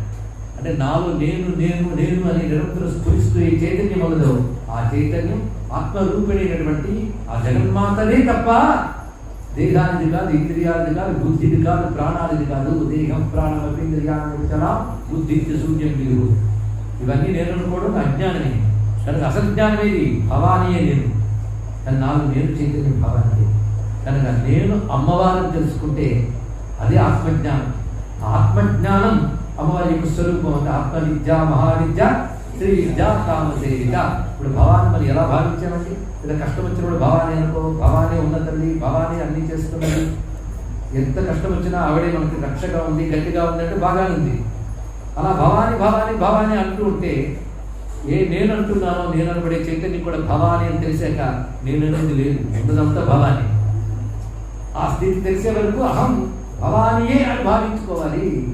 అదే అహం బ్రహ్మస్వాక్యం యొక్క మరొక స్వరూపం. కానీ ఆదిశంకరుడు చెప్పిన భవాని త్వం దాసేమై ఇంత దృష్టి సకరుడానికి ఏనాడు ఋషులు వశిన్యాది వాగ్దేవత లలితా సహస్రనామాన్ని ధ్యాన శ్లోకంలో చెప్పిన అహమించే విభావయే భవానీకి ఎంత అనుబంధం ఉందో చూసారా. కనుక అహమించే విభావయే భవానీ అనేది ఒక మహావాక్యం. అహం బ్రహ్మాస్మి అనే వేదాంత వాక్యం. కానీ వేదాంత జ్ఞానం కూడా అందులో ఉంది. నాకు ఈ వేదాంత జ్ఞానం అర్థం కాలేదండి, భవానీ భవాని అనుకుంటే చాలా అర్థం ఏంటంటే కూడా అదే అనుకో, దాని లోపల అది ఉంది. అమ్మవారు అలా అలా అలా అలా నిరంతరం నువ్వు అనుకుంటుంటే నేను ఇంకా పిల్లాడిలాగా అజ్ఞానం నొచ్చదు. ఎప్పటికీ నా జ్ఞానం ఇచ్చి దిశసి నిజ సాహిత్య పదవి, సాహిత్య పదవి ఇస్తుంది. అంతవరకు అహం ప్రపంచంతో ఐక్యమైంది, అహం అమ్మతో ఐక్యమైంది. అహం అమ్మతో ఐక్యమైతే ఇంకేం మిగిలిందండి? ఎప్పుడు ఏం మిగిలింది? ఆమె మిగిలింది. అహమే అహం బ్రహ్మములు అయితే బ్రహ్మమే మిగిలింది. బ్రహ్మమే మిగిలితే బ్రహ్మమునికి ఏమున్నాయో అవన్నీ అహానికి వచ్చేస్తాయి. అంటే నేను కూడా బ్రహ్మలక్ష్యం చిదానంద రూప శివోహం శివోహం అయిపోయింది. ఇలాంటి జ్ఞానం ఏదైతుందో ఆ జ్ఞానం దేవతలకు కూడా లభించింది. దేవతలు కూడా గొప్పవారే కానీ జ్ఞానం వారికి ఉండదని చెప్పడం. అదే దేవతతో ఎవరు కోరుకోకూడదు. బ్రహ్మజ్ఞానం మోక్షం కోరుకుంటారు. దేవతతో వస్తే ఉంది దానికి సంబంధించిన అహంకారాలు అక్కడ ఉంటాయి. ఇంద్రుడు ఎన్ని వాడు ఠోకరాజం లేదండి, దేవతలు కూడా తప్పవి ఇక్కడ. కానీ బ్రహ్మజ్ఞానం దేవతలు కూడా లభ్యం కాదు, సామాన్యం కాదు. అందుకే నాకు ఎందుకంటే అర్థం కాదంటే దేవతలకు కూడా జ్ఞానం లేదు కనుక మనకు కూడా అర్థం కాబట్టి ఏమనుకోకండి. కానీ దేవతలకు కూడా అది అంత తేలిగ్గా రాదు జ్ఞానం అనేది. అందుకే అన్నట్టుగా నచికేతుడితో యముడు నీకేం కావాలని ఇస్తాను, స్వర్గలోకం కావాలి, ఈ లోకం కావాలి, అది కావాలి, అన్నీ ఇస్తాను, ఇది మాత్రం ఇవ్వను అన్నాడు. అంటే అది చాలా కష్టం. అహం బ్రహ్మస్మి, నేనే బ్రహ్మము, నేనే భవాని అంటే అని చెప్పాడండి ఆయన. అంటే చెప్పడం నాకు సులభం, వినడం నీకు సులభం. ఇద్దరికి అనుభవం మాత్రం తేలికాడు. ఇక్కడ మహా కష్టం. అంత తేలికండి ఇక్కడ. అది భవానిని ఆశ్రయించవలసినదే దీని నుండి గతి. అందుకే దేవతలు కూడా తేలిక కాదు. అయితే అందుకే దేవతలు ఎప్పుడూ కూడా వాళ్ళు ఏం చేస్తారంటే అందరికి ఉనికిగా దేవతలు కూడా అంతర్యామి ఉన్న ఆ జగన్మాతని శరణి వేడుకుంటారు. అతస్వామారాధ్యాం హరిహర విరించాది విరపి ప్రణంతుం స్తోతుం వా కనమృత పుణ్యం ప్రభవతి. ఆ తల్లికి వాళ్ళు నమస్కారాలు చేస్తారు, నీరాజనాలు ఇస్తారు. సృష్టి స్థితి లయ వాళ్ళు ముగ్గురు చేస్తే ఇంద్రుడు మొదలైన దిక్పాలకులు వాళ్ళ పనులు వాళ్ళు చేయాలి. ఇద్దరు పనులు చేయాలంటే ఏముండాలండి? శక్తి ఉండాలి, చేయడానికి ప్రపంచం ఉండాలి. కానీ ప్రపంచంతో పనిచేసే వాళ్ళ కంటే దేవతలందరూ. కానీ మోక్ష స్థితిలో ప్రపంచం లేదు కదా. ప్రపంచోపశమం శాంతి. ఈ దేవతల పనంతా ఏమిటి? ప్రపంచంతో. భవానీ తత్వం తెలిసిన వాడు అమ్మవారి సాయుధ్యాన్ని పొందిపోయాడు. నిజ సాయుధ్య పదవి. ఇంకా వాడు ప్రపంచం లేదు. ప్రపంచం లేనప్పుడు ప్రపంచాన్ని పనులు పెట్టుకున్న దేవతలు ఏం చేస్తారు? వాళ్ళు ఎప్పుడు అమ్మవారికి నీరాజనం ఇస్తూ ఉంటారు. వీడేమయ్యాడు? అమ్మవారిని ఐక్యమైపోయాడు కనుక వాళ్ళ అమ్మవారికి ఇచ్చే నీరాజనాలన్నీ వాడికి కూడా తిరుగుతున్నాయి అన్నారు. దీని అర్థం ప్రపంచానికి అతీతమైన స్థితిని పొందుతాడు. ఒక పిల్లవాడు అమ్మవారి దగ్గరికి వెళ్ళాడు. వెళ్ళినప్పుడు రేపు పిల్లవాడు అమ్మవారు ఎవరనుకున్నావు? జగదీశ్వరి, నువ్వు రావడానికి వీలు లేదు, ఆవిడ జగత్తుని పాలిస్తుంది, నీకేం జ్ఞానం ఉంది అన్నాడు. అప్పుడు పిల్లాడు అన్నాడు, జ్ఞానం అక్కర్లేదు, ఆవిడ మా అమ్మని తెలుసున్నాడు అన్నాడు. అంతేకాదండి, తల్లి కలెక్టరే ఉన్నది, కొడుకు తల్లిని కలవడానికి వెళ్ళాడు. అపాయింట్మెంట్ ఉందా అని అడిగారు అక్కడ వాళ్ళు. లేదండి. అయితే అది వీలు లేదన్నారు. మా అమ్మని లేదు, 5 లోపల. వాడికి అర్హత ఏమిటి? వాడి కలెక్టర్ అంటే ఏంటో తెలియదు, ఐఏఎస్ అంటే ఏంటో తెలియదు, కలెక్టర్ ఇంపార్టెన్స్ తెలియదు, ఏమీ తెలియదు. కానీ ఒక్కటి తెలుసు, మా అమ్మని తెలుసు. అలాగే మనకి అమ్మవారి తత్వం తెలియకపోయినా మా అమ్మ అని ప్రేమ చేశారు.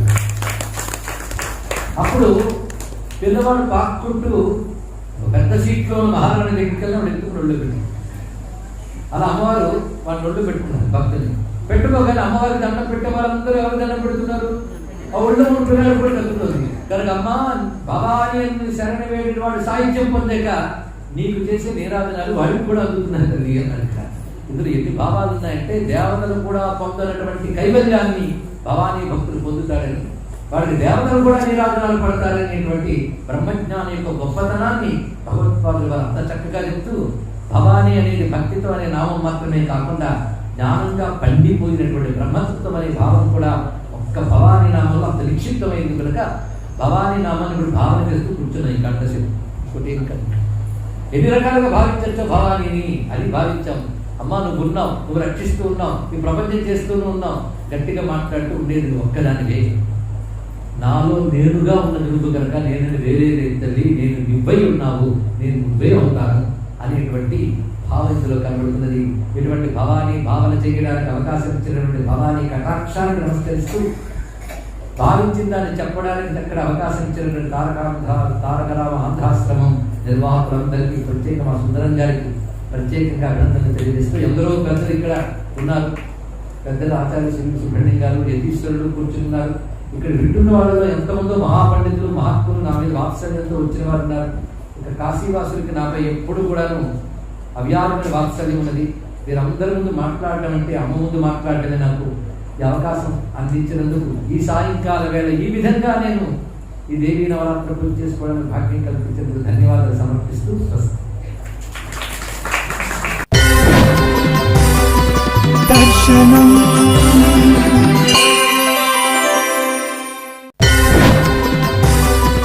దర్శనం